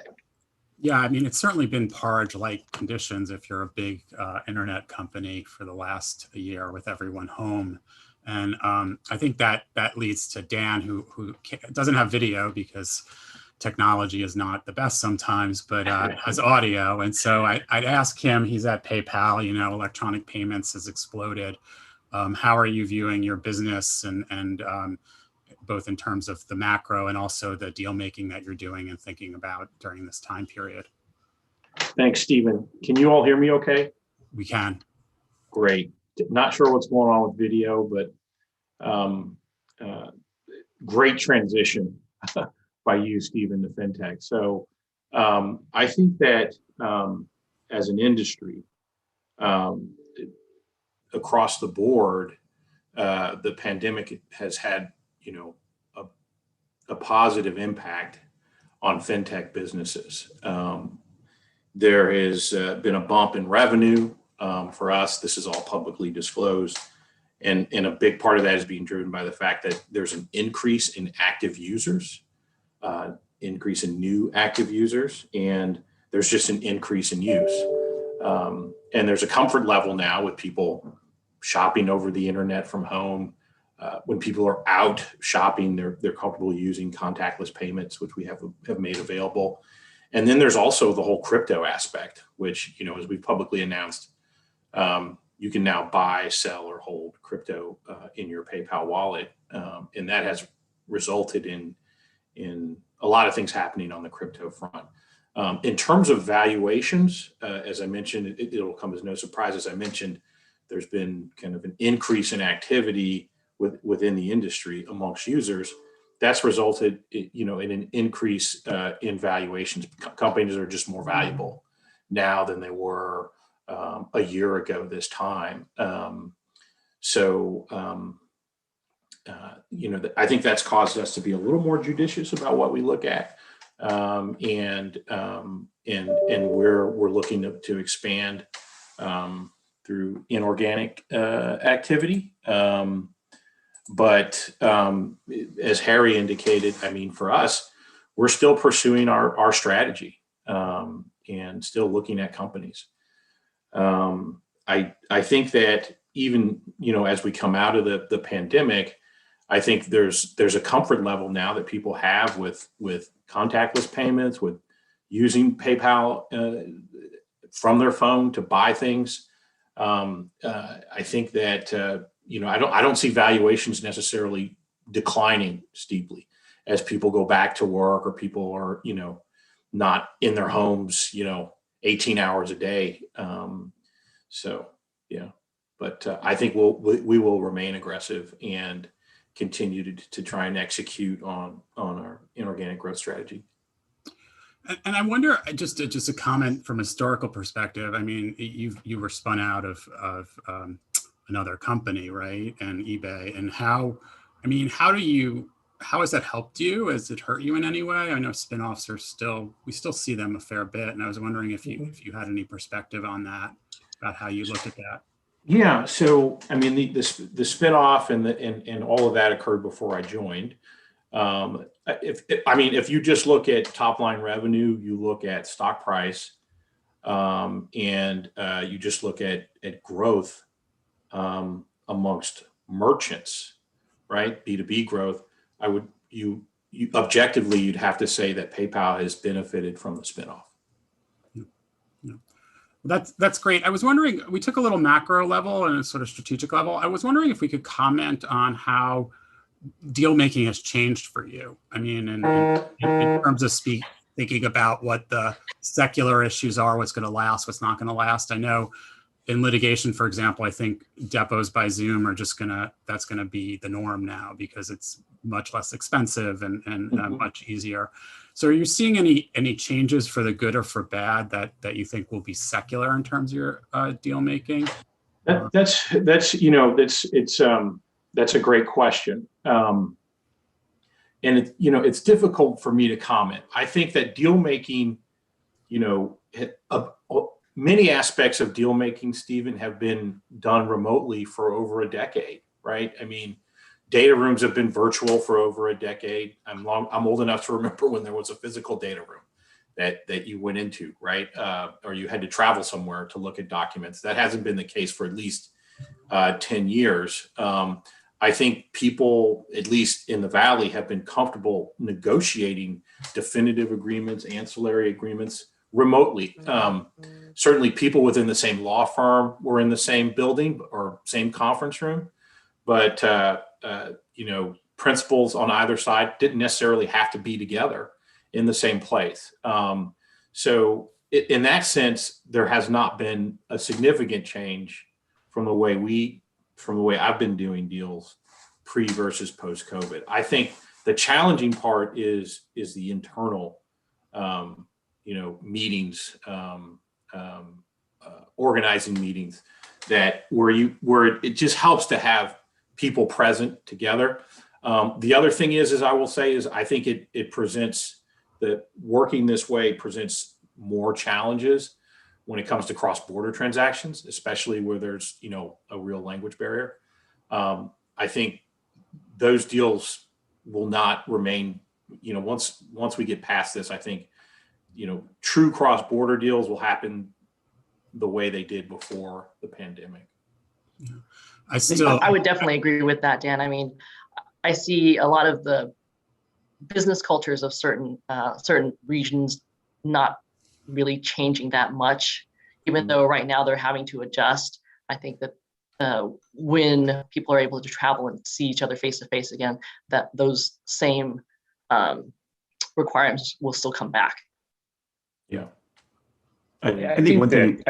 Garth was going to speak Yeah, I was going to say, I think it's interesting, maybe not a straight legal issue, but the real challenge I see with this is my company is very culture centric, and integration is really hard over remote, and the effort you have to spend on integration for the people, like it's easy for principals, to Dan's point, principals have been doing this for a long time. They're used to, frankly, not necessarily talking to their party all that much or seeing it in person. But when you're talking about, if you're hiring employees who want to, and you want them to feel connected, especially software engineers who are like gold.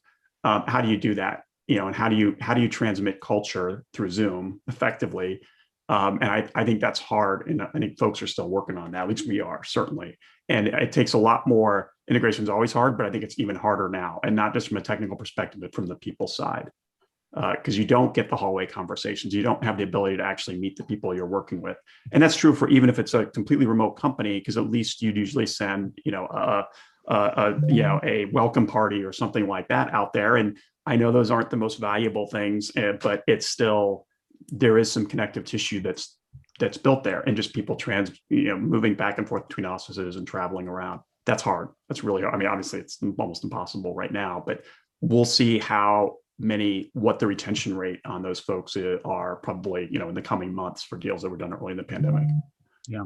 Harry, I don't know if you have any thoughts on this. Yeah, and I was going to make 2 points. The first one, Garth covered comprehensively on integration. I mean, that is I think probably the single biggest challenge and an issue in terms of the deal making in the current environment.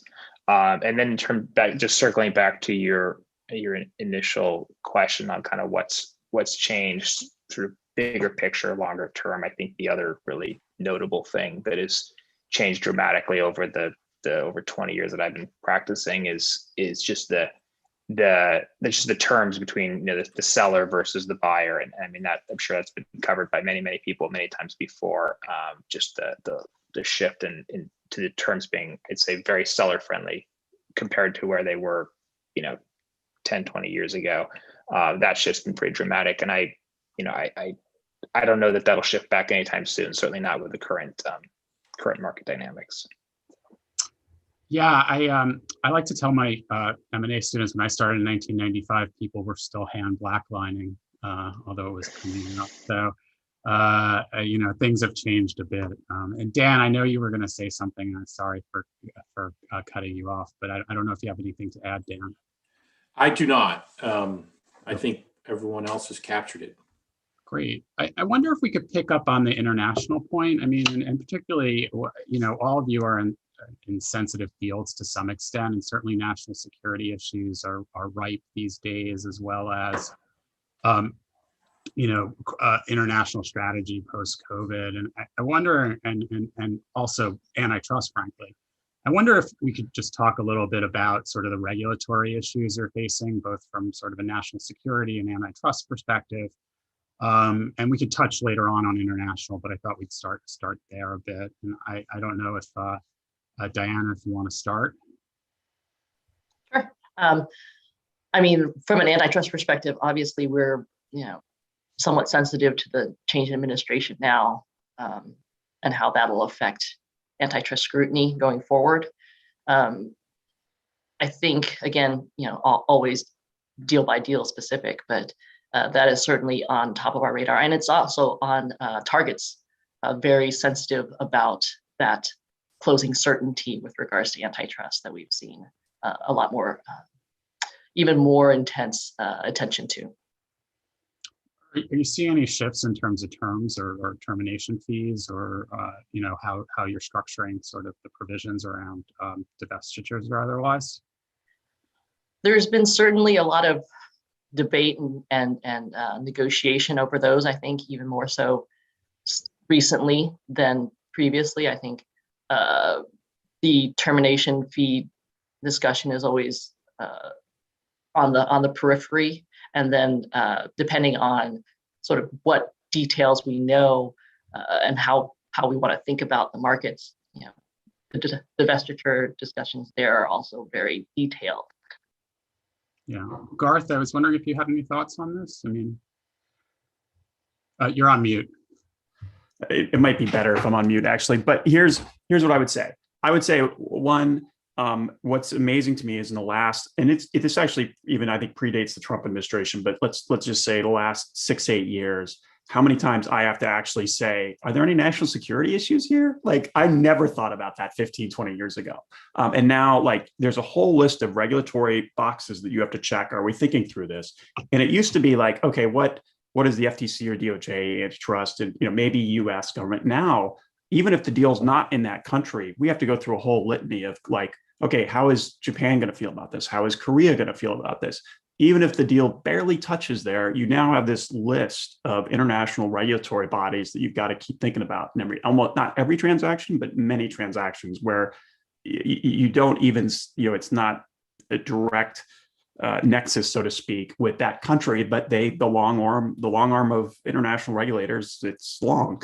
So you just have to add it to the list. And those weren't things that you thought about. And, the deal terms, I mean, I don't think, M&A deal terms move around a bit on the true like corporate, the structure, MAE, et cetera. But this regulatory stuff has so much more focus now than it used to in terms of things you have to think about. Even in the boardroom, it comes up a lot more than it used to, in my experience. But just directors are sophisticated on this too. Yeah, Harry, you're in a regulated industry. Yeah, I mean, we actually, the size of our deals plus the fragmented nature of our industry makes the sort of antitrust doesn't usually present much in the way of a challenge for us. There's been definitely more, as kind of basically what Garth was saying, we have to think about the national security issues, especially with some of these digital technology companies that we're looking to acquire in a way that we never had to before. And then in sort of the last year with COVID and a number of companies just being a little bit more kind of protective of their kind of companies and their in wanting to maintain them under kind of local control, especially in Western Europe. There's been a lot more analysis we've had to do on various acquisitions. So there's definitely more attention here. Nothing that's stopped us in any deals, but it's more time and attention for sure. Yeah, I mean, one of the trends, and I have a question for Dan next, that I see, which everyone's talking about, frankly, is retail, right? And just today there was a new ETF launch called Buzz, sponsored by David Portnoy, which uses basically everything in the book to sort of track stocks and invest upon them based upon how much media they're getting mentioned. And obviously we're seeing that in crypto and other areas, and the regulation's fast moving. And Dan, I wonder how you're thinking about this at PayPal, because you're knee deep in it. And I wonder if you're thinking about what things are on the horizon or otherwise. Yeah. So David, I think that's a great question. And I think, we've been, as a company, been very vocal about kind of plans for crypto and as a company and where we see the industry going. I think that as a regulated company, right? As a regulated company, I think crypto presents some interesting possibilities, but it also presents some interesting challenges. And related to your previous question around national security, right? I mean, much of our business activity is regulated by the U.S. Treasury, specifically, the Office of Foreign Asset Control, or OFAC, and they have some particular positions about crypto, who's using it, and how it's used. If you're a regulated company and you want to play in that space, whether you want to be a custodian or you want to offer brokerage services in crypto, you got to make sure that your KYC program is really strong, that you have very strong anti-money laundering policies in place, and that as an organization you're tracking who's able to buy, sell crypto, et cetera.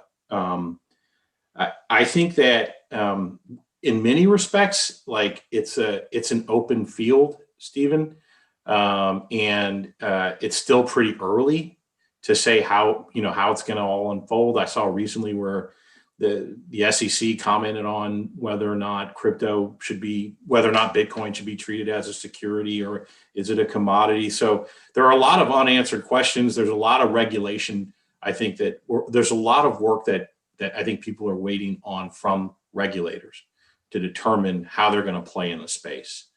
And until then, there's potentially significant reward from being, an early mover, but there's also significant risk. That's great. So we're actually coming to an end, and it's a fascinating conversation. So I have a final question, which is, this is sort of a coffee talk, so I'll just throw it out there, and feel free to ignore it or tell me what lesson you've learned from COVID instead. But I'm just struck in these conversations that we have just how well the elite and sort of the big companies are doing today, and the dichotomy between sort of the working class and equity and issues around that, or even equality, frankly.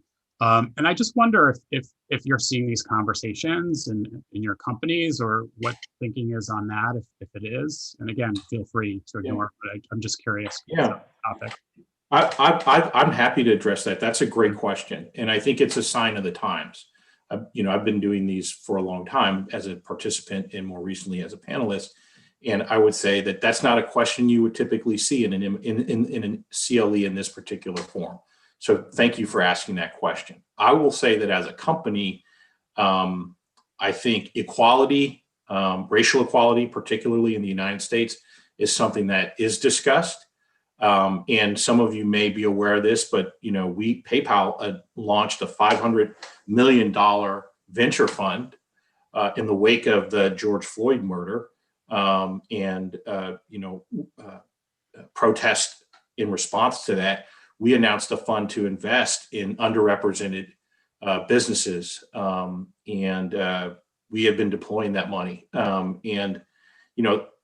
I think that's one way to address, at least in the United States, the legacy of slavery and Jim Crow, and the lingering effects of racism. I'm not sure if that's exactly where you were going, Stephen, but that's kind of where I took your question. And I think that's how we're responding as a company. We're responding with asking people to volunteer, or we're giving people opportunities to donate to causes.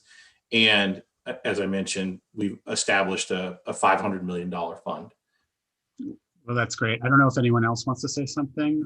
Diana, you were going to talk, or? Oh, I would say that as an elite company, you cannot ignore what is going on from a social justice standpoint in the world right now. And I think that as top companies, we cannot just sit on the sidelines anymore. Yeah. Garth or Harry, final words?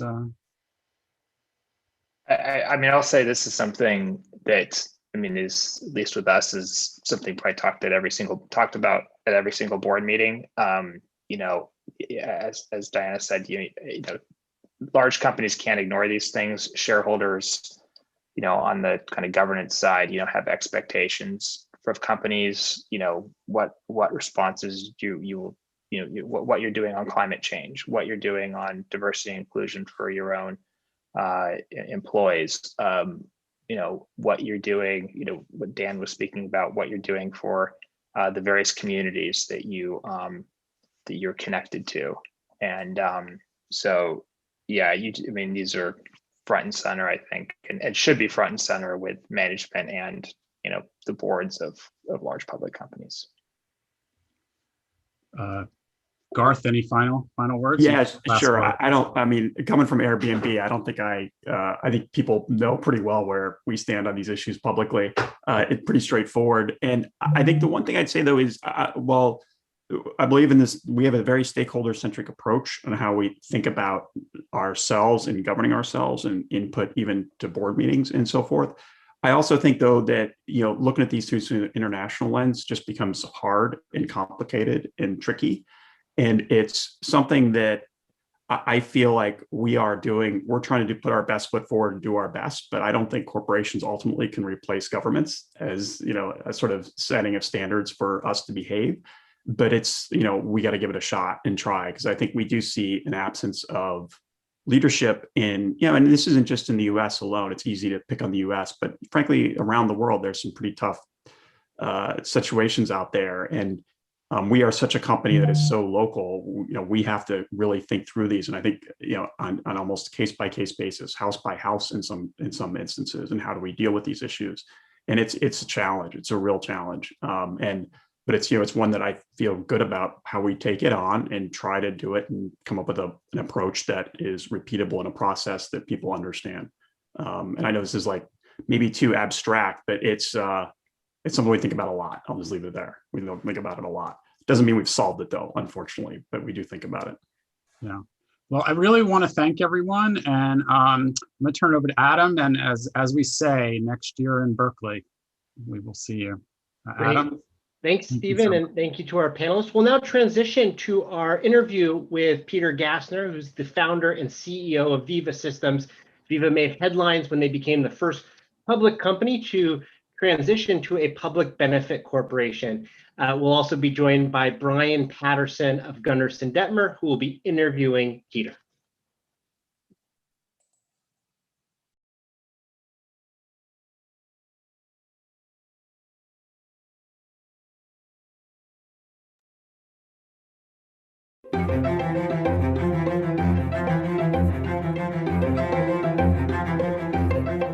Good morning. My name is Brian Patterson. I'm a partner at Gunderson Detmer, a law firm, and I'm here with my guest, Peter Gassner, who is the founder and CEO of Viva. Good morning, Peter. Morning, Brian. How you doing? Thank you. I'm doing well. Today, we're going to have a conversation with Peter to talk about his journey at Viva in becoming a public benefit corporation.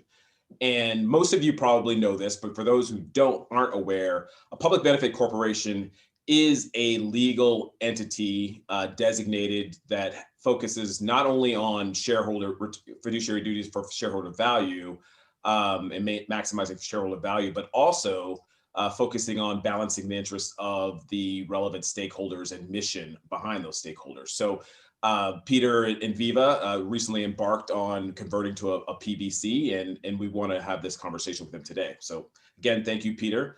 As a first question, what was your journey in deciding to become a PBC? And more specifically, we're in a political climate now where there's lots of social unrest and lots of discussion about various topics. There's Black Lives Matter movement and other movements. I'm wondering if that had any impact or if this was something that was unrelated.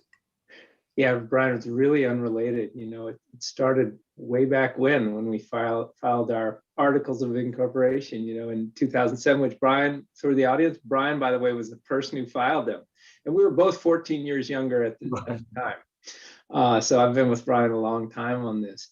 And, I read them and it just said, hey, basically, your company has to do things legally and has to make money for shareholders. And I thought, oh, that's a little odd because I want to have a company that really contributes and does the right thing. But, this is just what you must sign. So I signed it and I moved on, and I thought our startup would go out of business, but it didn't. It grew and we became big.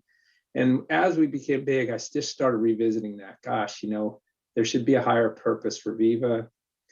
And then Delaware, I think it was 2013 or so, said, hey, they made this structure for public benefit companies. So, and then actually to your point about the events of this year, we probably would have converted about 6 months earlier.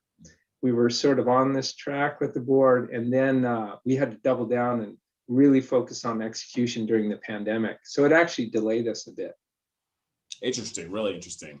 And one thing I want to drill down on a little bit more even is the process in which you went about in terms of looking at this new PBC structure, newer PBC structure, and making that decision. Now, I know that you manage your business based upon mission and values, and I know do the right thing is a fundamental tenet of the company as well. How much did that impact your decision to become a PBC? And maybe you could just talk about a little bit of the thought process that went into it. Yeah, we call it vision and values. We manage the company by vision and values, always have since the very first beginning of the company. And the vision is always what we're doing, and the values are stack ranked how we make decisions. And they changed a little bit in the first few years of the company, but basically we used to call it integrity was the first value. Then we realized that's not quite the right thing. We want it to be more active, do the right thing. It's not don't be evil, it's do the right thing, actively do the right thing. Interesting, Brian, we never used to write it down when we were a small company because I felt subconscious. We wrote the other values down, which are customer success and employee success and speed, but always felt self-conscious about writing that down, do the right thing. So we knew it, we talked about it, we didn't publicly write it down. And then as we got bigger and more important to the life sciences industry, we realized, hey, we got to write that down. So we got to hold ourselves accountable, do the right thing. And to me, do the right thing is totally aligned with public benefit corporation, because you want to balance the interests of all concerned. You know, if your mom or dad asks you to do the right thing, you knew what they were saying, right? Hey, don't look out for yourself, optimize for the whole of everybody around you that you're affecting. So it aligns perfectly. I want to give a lot of compliments to whoever made the PBC structure, because they really put a lot of thought into it. It's really well done. Yeah, no, very, very interesting. And, you know, I must imagine that, you know, while you were going through this thought process early on and thinking about, you know, maybe this is something that might make sense for Viva, you know, there were also various constituents that you had to consult and a process that you needed to go through, namely your board and I'm sure many others. Maybe you could talk a little bit about, you know, what was that process in terms of socializing this? How long did it take? You know, any tips that you might have around, you know, sort of the process that you went through and the conversations that you had with stakeholders in your board. Right. I think that's, you know, for the founders out there, for the CEOs out there, I think that's a super relevant thing. This is a board decision. This is not a CEO decision. This is not a management team decision, because this is about the governance and purpose of the company, and that's a board decision. So I was having these ideas, but I knew the first concrete step would be to discuss it with the board, and because it'll be a board decision, and I always go along with whatever that board decision is. So, and usually with boards, it starts with one person when you have a significant idea like this. And I did a long hike with our chairman, actually about a 15-mile hike. And this was about 2 years ago or so. And we really discussed this deeply. What was the meaning of this? Where could this lead? What are the pros and cons? And he was receptive. He said, hey, let's bring this up to a full board discussion. And there was multiple discussions over the period of about a year. This is not something to go into lightly. And this is where boards can really help. They're a smoothing function. They take the time to consider. And there was debates back and forth and fears. The number one fear was, my gosh, we would be the first. There's more risk when you go first. And that's true. So that was the main risk I think we felt, you know. But we also thought, hey, there's benefits of going first because we can demonstrate leadership, and also somebody has to go first. You know, somebody has to go first. Right, and I know very much, you know, Viva through its history has been a leader, you know, in you know, in its market in terms of industry cloud for life sciences and other. So it seems like that's right on brand for you. And I do remember those early board meetings well.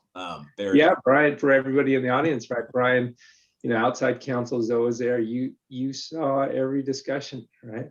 Yep, it was definitely a lot of fun and a lot of fun being part of those conversations. So you spoke a little bit about, you know, this is not something to be taken lightly. This is not something that happens overnight. And I'm sure one of the key, processes and or hurdles that you need to go through is, you know, there's going to be skeptics out there. There may be skeptics internally. There may be skeptics externally. What would you say, you know, what was persuasive in terms of, you know, maybe converting some of those skeptics to either to be positive on the idea or at least, you know, neutralizing them such that, you know, there were no particular roadblocks in your way in this process? I think when you're trying to communicate and gather consensus, the first important thing is get consensus with yourself internally, making sure you're thinking about it rationally. Is this rational or is this emotional? And that forces you to line up the fact and next steps. So that's kind of what I did, and we would discuss it with the board. And what specifically are the pros? How would this be beneficial to shareholders? Because when you're not a public benefit corporation, you should only convert to a public benefit corporation if that'll be positive for your shareholders. So we went to the specifics and how it would help us attract talent, how and why it would deepen customer relationships. Those we thought would lead to a better economic outcome for Viva. And so that's how we did it, very fact-based. And over time, I think with a consistent set of facts, people on the board got comfortable with it. The hardest part was we couldn't discuss this with any external constituents because it was material, non-public information. So we didn't actually know what would be the receptivity. We thought it would be positive for employees, positive for customers, and maybe negative for some investors. But what we found was there were no negatives. Actually, nobody had negatives. Now, we didn't know that, right? We just had to take that risk. Yeah, and I know that it passed with an overwhelming vote, 99%, in that range. So that's an extraordinary outcome for sure. But you're right. You have to go first, and you have to kind of dive in and have those difficult and interesting conversations. So thinking a little bit about, I think some of the advice you'd have for the founders out there that are, brand new companies that are starting companies, not as well established as Viva. You're the first public company to convert to a public benefit corporation. Certainly this is something that it wasn't available to Viva at the time because you were formed in 2017, but 2007, sorry. 2007, absolutely right. This wasn't available to you, but there are companies obviously that are being formed every day. What would be your thoughts or advice to them in terms of, is this something that you should think about, and deeply as forming a company? Is it something that, better for a company that's more well established with, 50 plus employees later stage, once they've got some footing, maybe some of the key differences that you might think about, being at those various stages? Yeah, I think number one, it has to be a board decision. So it has to be a collective discussion with the board over multiple months. Now, when you're just starting out, it may not be the right thing to be a public benefit corporation when you're just starting out, because you have to assign your purpose. What's the purpose of your company? What's your public benefit purpose? That may be difficult to assess when you're just starting out, right? Because you have to pivot so much when you're a startup. But once you find your mojo and you have a set of investors that are with you, a small set, I think then you have those discussions with the board, and it'll certainly be more easy to convert when you're still private, because the shareholder vote's very easy. All the shareholders are around the table. So that's probably my guess, and it just has to be a board decision if it feels right. And if you operate the company in this multi-stakeholder way, I think it's good to be a PBC. But if you don't, and many companies would not operate their company in this multi-stakeholder way, if you don't operate that way, I don't think converting would be good.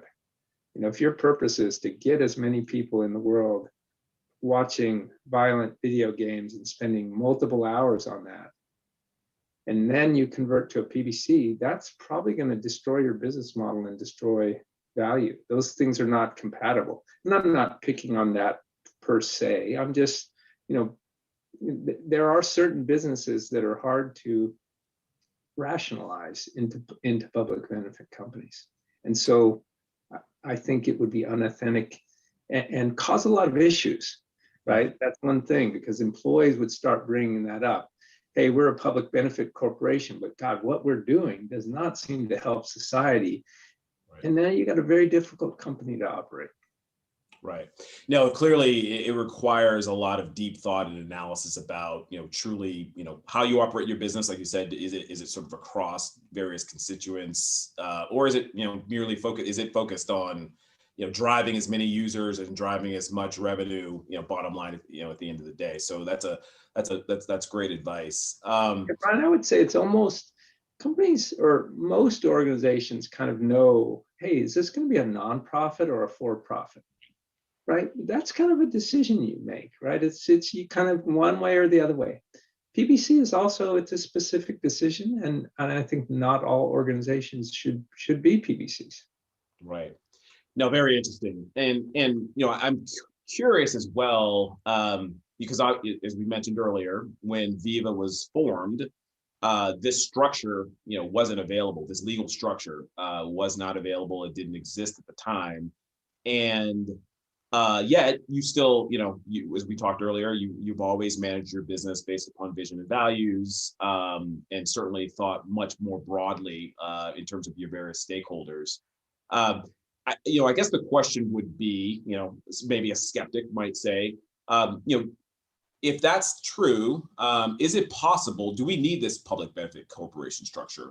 What is it adding? To the way that you operate your business. What would you say to that? First of all, it's a great question, and it's kind of the hardest thing I went through in this process. So I would explain it, and then maybe a customer or an employee would say, well, but why do we need to do this? You've just told me it's not going to change the way we operate the company, so why do we have to make this change? So it was always a difficult thing to explain. And I tell you truthfully, it makes me and the management team more comfortable because we're aligning our charter to how we run the company. Before, we were running the company in a multi-stakeholder way, but that's not what our charter said. So that had a little bit of agita to us. And also, this is a more authentic way to communicate officially what this company is. And that will attract the right kinds of customers and employees. And then I think the third thing is protecting for the long term. Viva is getting to be pretty meaningful. Who knows, one day we might be essential to doing clinical trials, and that's a pretty important thing. So, we have to think for decades, 20, 30, 40 years, long after myself and the existing board are here. So this will provide a framework to carry on for Viva. Very interesting. And it's something that that obviously has been noticed, appropriately so by many, including some of the shareholder activists out there. There have been some activists that have asked their certain companies, some of the biggest companies in the world, to make this change, follow Viva's lead, and convert to a public benefit corporation. How do you, maybe you could comment a little bit on that, just in terms of whether you think that's necessarily a good thing, positive, negative. How do we see this sort of playing out over the long term? Yeah, it's a nuanced thing, right? I think overall it may be positive for these activists to bring up that discussion, to put it on the ballot, because what that'll do is that'll ensure that the discussion is had in the boardroom, which honestly it should be. Now, maybe not overnight, but the discussion should be had. But then I would recommend to investors, when they would vote their shares, they should vote with the management team recommendation, because the management team recommendation is going to be based on how they think they can operate the company the best. So I think activists is fine to bring it up. I would recommend people to vote with the management team on this item. Interesting, very interesting. It makes sense. And I know, as we sort of wrap things up here a little bit, and really enjoy this conversation, I would ask, and this is the early days for Viva in its public benefit corporation journey. And however, I'm sure, taking that step, some may say bold step, there's been some things that you've learned, even in the short period of time. Are there certain aspects that jump out to you in terms of, it's something maybe that's been a bit harder than you anticipated, or that it, kind of threw a curveball to you one way or the other because of the new structure? Well, it's been about 1 month now, so it's long enough to actually have some actually working feedback. I think the customer affinity has happened like we thought it was, and maybe slightly better. Right, we can see slightly more momentum. I think attracting employees, which we thought would be a benefit, has actually really been a benefit, maybe twice as much as I anticipated. So for whatever reason, we seem to be attracting more of the type of people, that are a fit with Viva. So that's very good. And then there was one that's been very unexpected and I think could be, meaningful over the long term. It's for myself and the management team, it's changing our source of ideas. And that's super powerful over the long term because our ideas used to come from what's a good economic motion for the company, and then double checking that with our values, right? Now our ideas are also coming from, hey, just what's a good thing to do for society overall, and then double checking that to say, hey, will that make money for shareholders? So that may sound super small, but actually that's a very powerful thing. Yeah, I can imagine just that that cadence of like you said, mapping the way you run the business to your charter, and now that this change is made, you're like it's deliberate, even more, maybe more so. Yeah, it's very nuanced, Brian. Sometimes an idea that's very impactful can be made when somebody's riding their bike, right? And the framing of the purpose of your company actually changes the ideas you'll have. Right. Well, no, that's great, Peter. And I know I've really enjoyed this and talking with you about this, and have always admired your leadership and in your ability to drive true change on the industry that you operate, as well as thinking about really important issues like this, like the PBC. So thank you for your time, and we'll see each other soon, I'm sure. Yeah. Thanks, Brian. Thanks for 14 years of partnership. All right. Thanks very much, everyone. Bye-bye.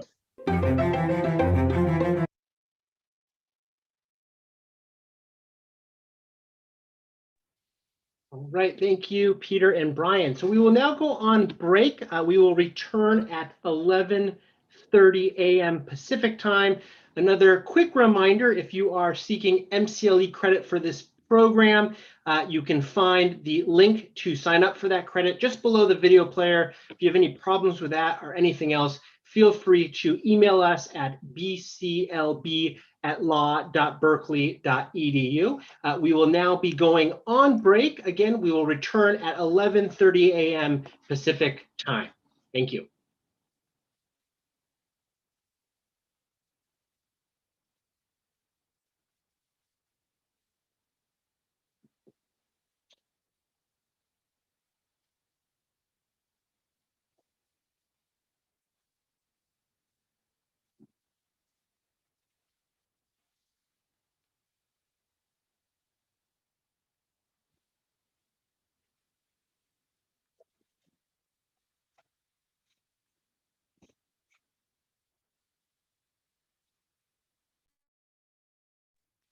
Quick test, Daniel, Pam, and Josh. I see all of you. It looks like you've got in okay, and so we'll just be on break. We have a live stage, but just want to confirm that we see you all as panelists.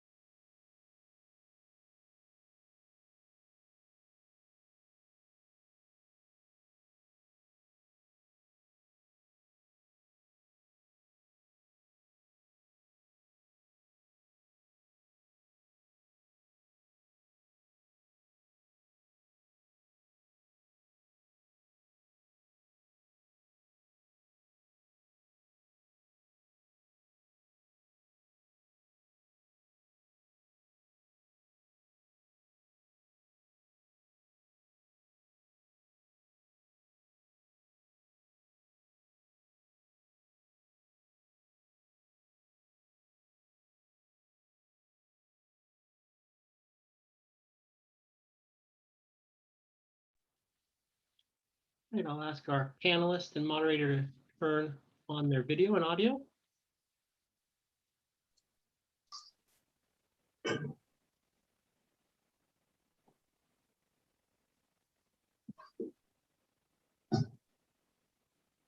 Hi, Adam.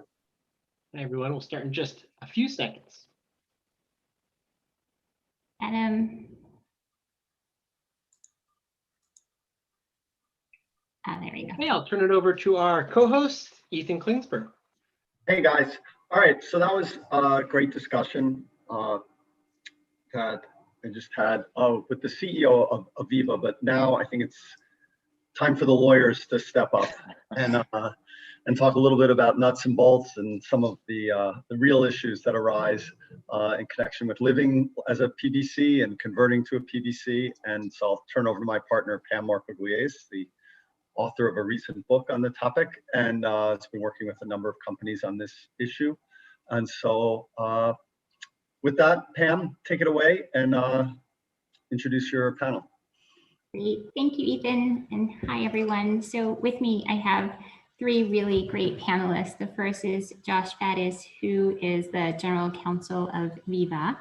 The second is Daniel Lee, who's head of legal at Allbirds. And the third is Tilly Diaz, who is a managing director at Morgan Stanley. I think all three of them will provide a really unique perspective on this question. So Peter, in his interview, talked a lot about how important it is to ensure that when converting to a PBC, you take into account the interests of the various stakeholders and make sure that you get their input and their perspectives. And we spent a lot of time talking about how to socialize the idea with the board. The next constituency that I'd like for us to focus on is the shareholders, because I think that's really important as well. So maybe Josh, we can start with you. You went through this process as a public company and you created actually a very interesting process before converting. Maybe you could tell us a little bit about that and what was the reaction of your shareholders? What were those conversations like? How did it all work? Sure. Yeah, happy to talk about it. And thanks for the opportunity to do so.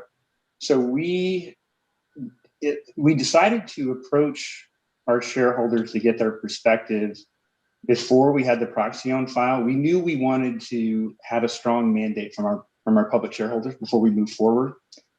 And the truth is, we really had no idea what their reaction was going to be because no one had done it before. And we wanted to move reasonably quickly. So we set up a process. We announced that we had an intention to convert to PBC and wanted to get shareholder feedback. And then we started arranging meetings with our top 20 shareholders and then some other influencers. And those would be exactly the companies you're thinking of. So they're big funds like Vanguard and BlackRock and some more active managers as well. And we made sure that we had a board member, either Peter or another of our board members, that were actually leading those meetings. So they were presenting the case for conversion and taking feedback directly from shareholders. So as Peter mentioned, that sort of proved that it was a board initiative and that the board was behind it. And I would say I'll just describe the reactions briefly as roughly binary. So you either had more ESG forward funds who had thought about this issue, and it was almost like, I described it as almost like pent up demand for them. I'll tell one funny story. We had one PM who started the meeting with a Sharpie sign that he'd written on a Sharpie that he held up that said "Proud of Viva." So that was pretty cool. So for some of the funds, it was immediately positive reaction. The other side of that continuum was PB what? Honestly had never heard of it. Maybe had heard of B Corp or B Lab certification, but didn't know the difference. And for those, it was more of an education process. What is a PBC? What is the distinction? Why does it align with Viva's values in our business? Also confirming that we didn't view it as creating any performance or financial trade-off, which is really important to some of those shareholders. And then, in the end, that was a productive process, and we ended up having, close to 99% support in the vote.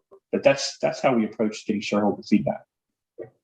The result in the vote was actually very impressive, Josh. And in talking to you before this, panel, I asked you whether or not you had talked to every single investor, and obviously you hadn't because you have a long tail of smaller investors and it would have been virtually impossible. But so how did you get such high support? How did you manage to get through to those smaller investors and persuade them it was a good idea? How did that work? Yeah, so I think it's, we put public materials out there. We created a good website. We did talk to influencers and got some publications, but then also really important, to meet, we met with ISS. We got to the right audience within ISS. It was largely a matter of first impression for that team as well, at least a conversion. So they ended up, and it was a very productive conversation, and then they ended up making a 4-vote recommendation about a week before our vote. And I would say that contributed heavily, to the long tail of smaller holders that may be following ISS recommendations. So hopefully that's helpful to others that may be considering conversion. Yeah, it's very helpful to have that really strong precedent. So Daniel, turning to you, you have a completely different scenario because you are not yet, Allbirds is not yet a public company. And so you have private investors that you have to talk to, possible subsequent rounds of private capital raises. What are those dynamics like? What are they focused on?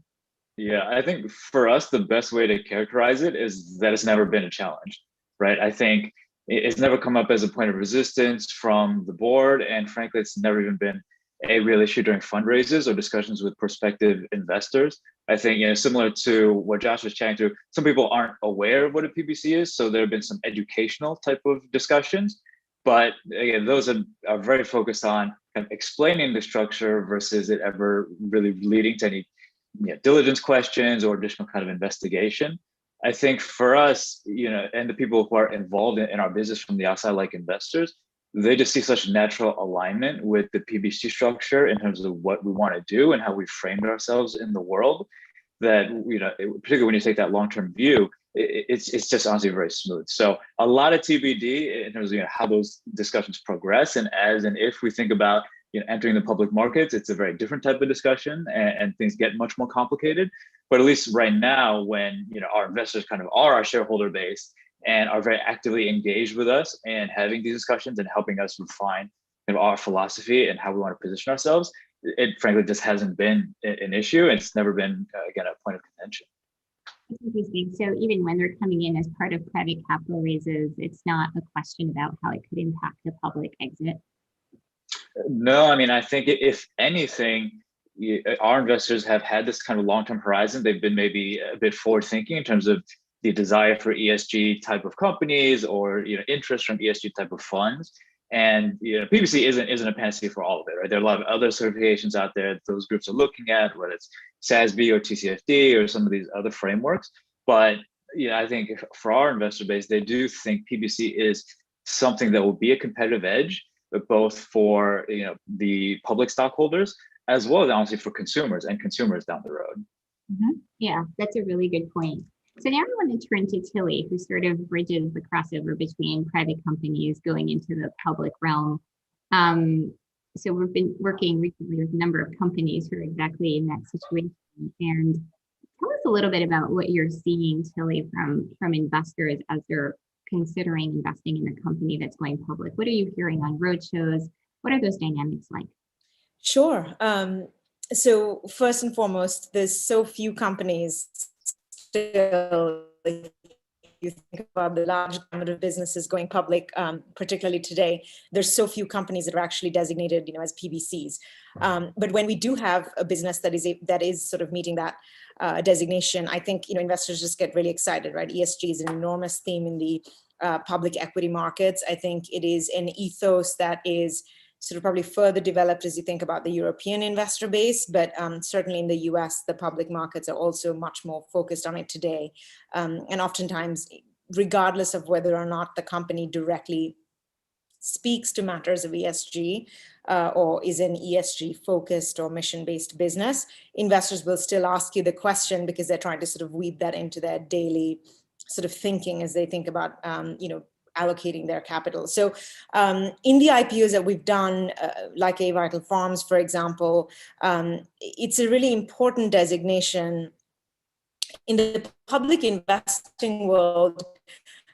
I'm not sure that there is still it's in any way sort of a panacea for a weaker business, if I can sort of say it so bluntly.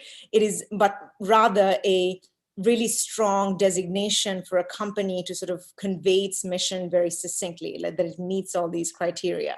And I think that ultimately investors are very excited to hear the story of companies doing this work and having this sort of mindset. And we find that there's an enormous amount of capital to sort of be dedicated to it.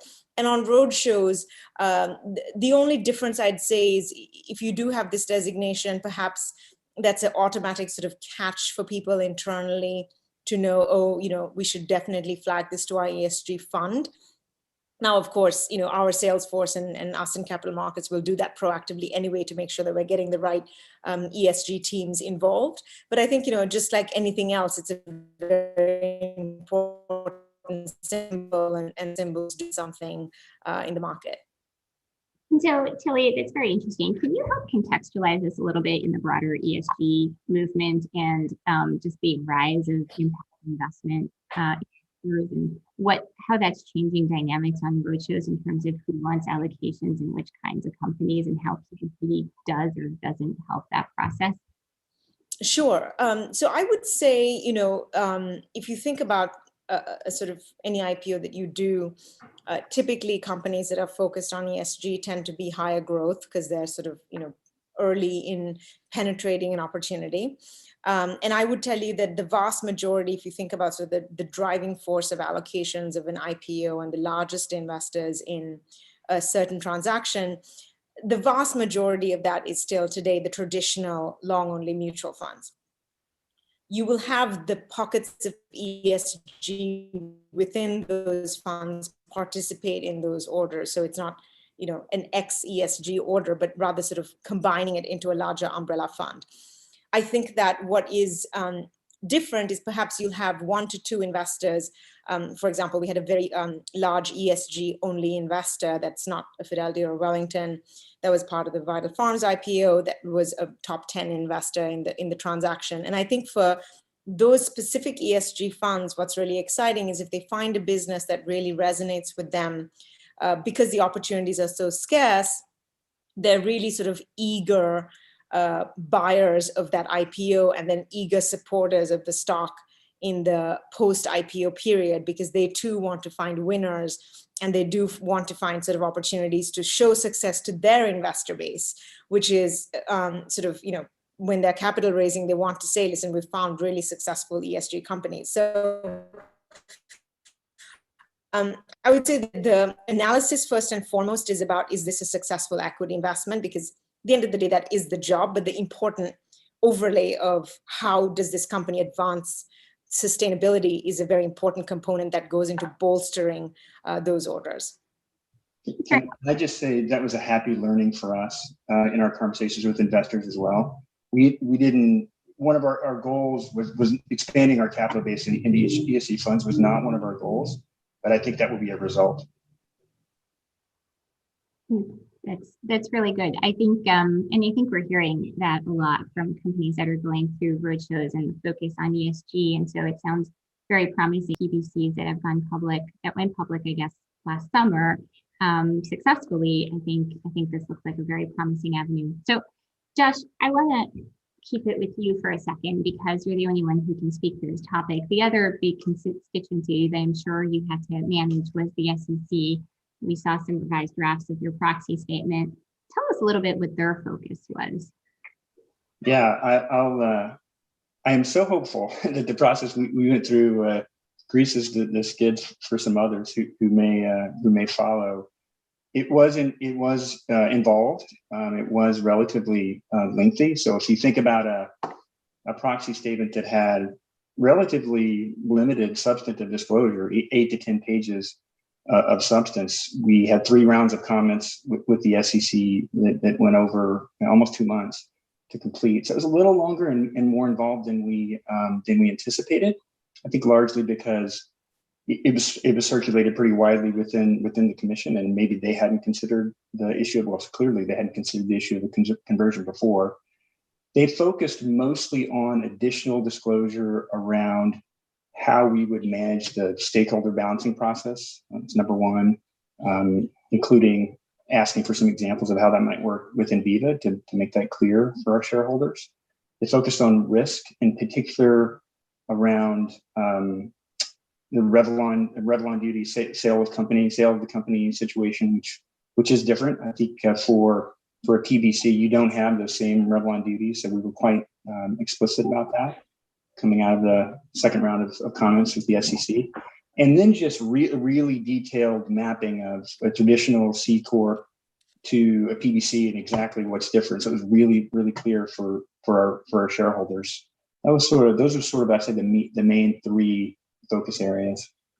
And hopefully it'll be easier for the next company.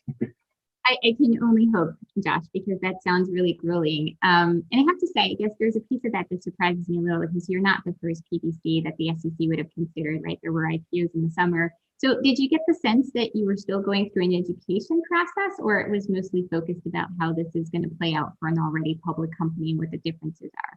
We did get the impression that we were going through a bit of an education, and I think it's different. I mean, with a company that already has a shareholder base that's been in the company for 10 years, and you are making some change to the board's obligation to those shareholders, it made sense for the SEC to look deeply.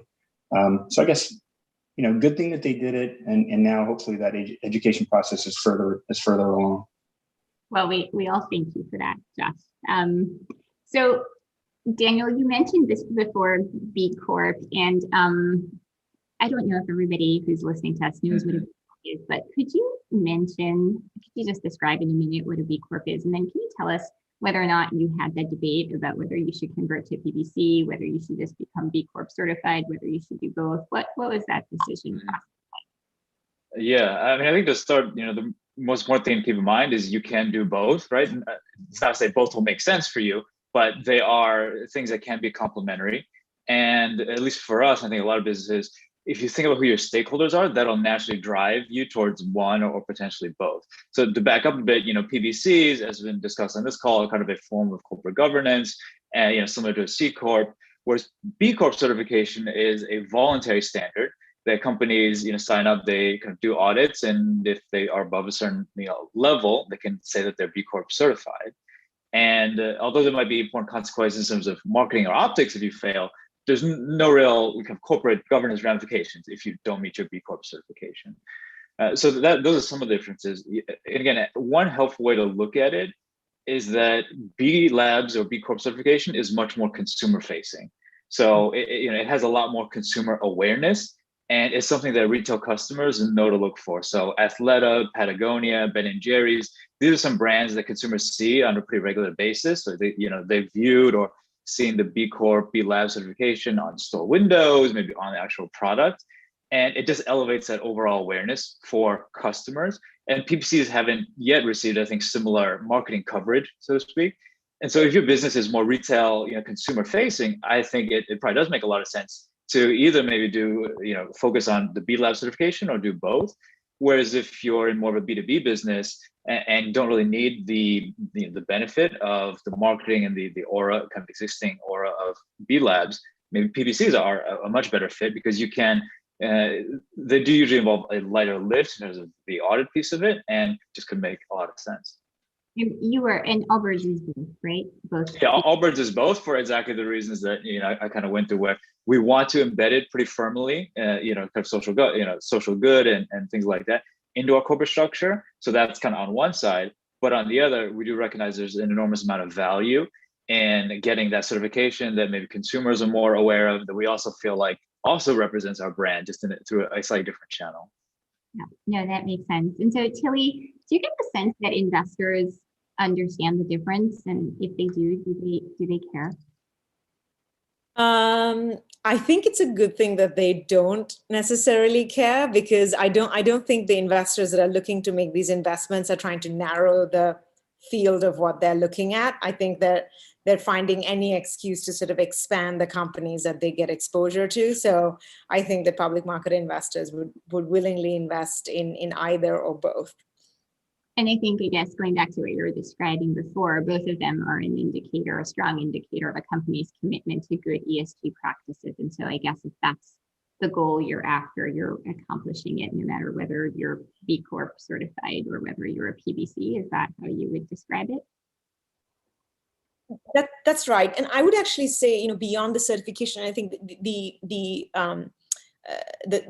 these demarcations are certainly, incredibly important. And I'm kudos to the companies that are sort of, forward leaning and thinking to sort of work that in before they go public, because I do think that's really important. But equally, there are businesses who do sort of have a very strong ESG focus that haven't gotten to that place. And so for us, just as we think about expanding this, expanding the opportunities in this space and expanding the audience that companies that are doing this good work get, even if you don't have that designation, we will be doing everything in our power to sort of get you in front of ESG investors and get you in front of that type of audience, with the hope that over time, these designations are something that the company works towards to sort of further solidify it. So I would say the public market approach, just because of the scarcity I talked about, certainly at Morgan Stanley, we're just focused on getting as much exposure for these businesses as possible. And the designations really just help advance that a little bit quicker. Great, thank you. So now I want to turn to a question that we've gotten from one of our sponsors. So Roxanne Hopeman from Potter Anderson submitted this question, which I think is a really good one. So we all know that D&O insurance for public companies, including companies that are on the verge of going public, is becoming prohibitively expensive. And so the question is, and maybe Josh, you can go through this because you're the only company that's public right now on this panel, but how does it impact your D&O insurance process, and in particular premiums? I mean, on the one hand, I can imagine that sort of this revised fiduciary duty standard should make liability go down just because it's broader and it's pretty hard to not get it right. And some of the protections embedded in the statute are quite helpful from this perspective. On the other hand, I think people are still struggling with the newness factor of this. So how did it play out for you? Yeah, good. No, it's a good question. We're a perfect experiment. So we had announced our intention to make a conversion in the middle of our D&O renewal cycle. And we'd actually already had our initial meetings with our carriers and gotten indications from them on premium. And then we made the announcement. Like some of the other investors we met with, carriers had not thought deeply about the PBC structure. So I would put the meeting, we did have follow-up meetings with our carriers. I would characterize those as similar to the education into the continuum that I was mentioning. So we sort of walked them through what the conversion meant, what it meant to the business, and some of the protections that you mentioned, which I think actually are quite helpful and maybe will be over the long term. But in the end, when we got the revised indications back, they were higher, I would say, only marginally. So you shouldn't, if you're considering a conversion, you should put it on your list of considerations, but you don't need to give it heavy weight. It's nothing like the increase that we had already received in the quotes at the beginning of the process, probably like many of you. So it's marginally higher premium, but not material. All right, well, that is very good to know. Okay, so we only have a few minutes left, and I guess I want to ask each of you this last question, which is, what are you hearing just in your own circles about people thinking, companies thinking about converting to PBCs? People ask us all the time, there's, as we've all talked about, there are still very few of them that have gone public and are public as PBCs, but there's an incredible amount of interest, but people are still worried about being among one of the first. So what are you hearing? And then as your takeaway, what's your, piece of advice or recommendation or, most surprising thing you realized as being part of it, as being a PBC? And maybe Daniel, we can start with you. Sure. I think one thing that's come to mind for me over the past few years, I've talked to a number of companies that were founded a few years before us and had considered kind of converting to a PBC. And these companies that, honestly very similar in profile and having a social mission embedded, and it would have been great candidates. And the thing that really held them back was lack of precedent, right? The unknown. And, when they looked out in the 2014, 2015 timeframe, there just were no examples. Private companies, certainly no public companies. And there was a reasonable hesitation, I think, on their part to be the first or to blaze a trail. We have some pioneers on this call. Viva, thanks for setting the path and making things a little bit easier. but we've come a long way. And so I do think the more examples of PBCs we have out there, the more it can provide courage for people to give it a try. And so that's one thing that comes to mind for me. In terms of advice for companies who are thinking about doing this, I know that Ethan and Pam may be a little scared to hear this, but particularly for very early stage companies, don't feel like it's a decision that's irreversible, right? Especially when you have your shareholder base is very simple. Maybe try a PBC and see how investors receive it, and go out there, refine your message. If you feel like it resonates, great, stick with it. And if you feel like it's not working, you always have the chance to convert, at least at that stage, pretty easily back to a C Corp. So it might surprise you, Daniel, but we like that approach because it would be great to take more PBCs public. Tilly, what about you? What are you hearing? Are you getting these questions from companies that are approaching you to help underwrite their IPOs? What are they asking? What are they saying? What are you telling them? Sure. So my perspective here, just once again to contextualize it, the scarcity of assets that are able to, and companies that are able to speak to really credibly this sort of, a competence is not that wide, right? I think you sort of are seeing a lot more, but if you contextualize it in the broad IPO market, that really drives the comments I'm about to make. So I would say the first thing is just, it's important that the execution of the company's kind of performance and how they present and weave in their mission and ESG focused sort of elements into how they run the company, I would say is the most important thing. Because with or without a certification, if the actions are present in how the business is run, that's a story that can be told to public market investors. That's not to say that you shouldn't sort of pursue the certifications, but I wouldn't want any company to think, oh, we're not going to get ESG. We've been running the business with this ESG focus, but we haven't got the certification, so we're not going to get the investors. In fact, it's the opposite. I think the certification, as Daniel said, the more companies that there are, the more people will pay attention to it, to know that it signifies something. But until there is that critical mass, I think it's really about the storytelling at each IPO event to really show how the company is sort of executing on its sustainability initiative. So I would say, I think, the certification is important. I agree in building a community and a rich community of companies that sort of really bring to life, this rich sort of work that's being done by many of these businesses.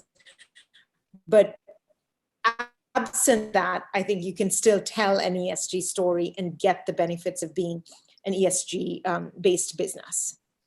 Yeah, that makes sense.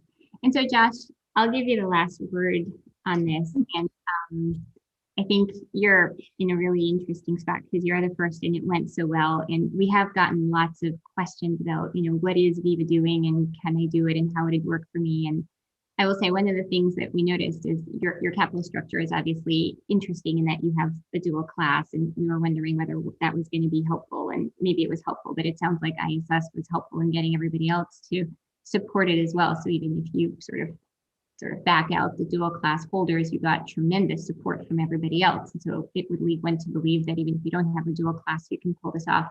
So lots of people are watching what you're doing and what you've done. And then I will say that from a timing perspective, you may have heard there's these shareholder proposals out there that are being submitted to a handful of companies asking them to convert to a PBC. And so lots of public companies who are wondering that if those proposals pass, what they may do about it. And so I'll give you the last word here because I think there are lots of companies that are really looking to you and trying to figure out what they do next. So what are you hearing and what would you tell a public company who is considering converting? Well, I just in terms of what we're hearing, I mean, we completed our conversion February 1st, so it's all pretty recent.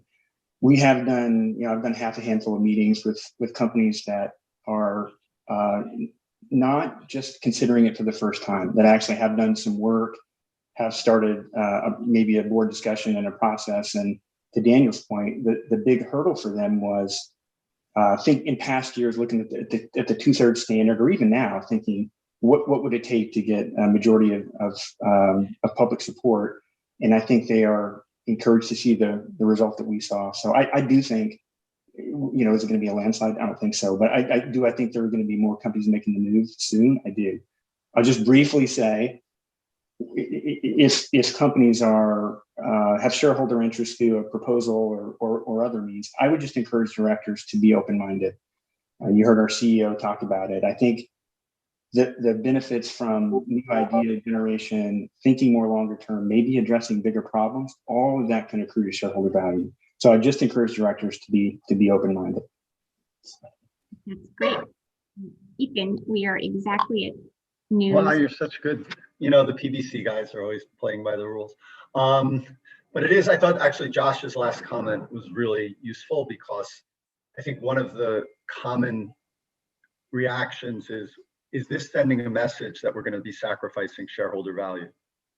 And I think what I'm hearing from Tilly, from Daniel and Josh is that no, and this is just consistent with, this is the way we run our business anyway. So it's not, it's authentic for what you're buying into, and we don't view it as in fact, that's our business model to generate shareholder value, is to run our business this way, which is a much more, you have to take a little bit of a step away, and it requires a different perspective to understand it that way. But I think for certain companies, it's just authentic to say that. So thank you very much, guys. Pam, any final words? Yeah, I just wanted to thank my panelists. You guys are really great, and thanks for all the work you're doing in this area. I think you're really setting a good precedent for companies to come. So thank you. Thanks all. All right. Thank you. Thanks a lot. So that was great. Wow, we covered an incredible amount of ground today.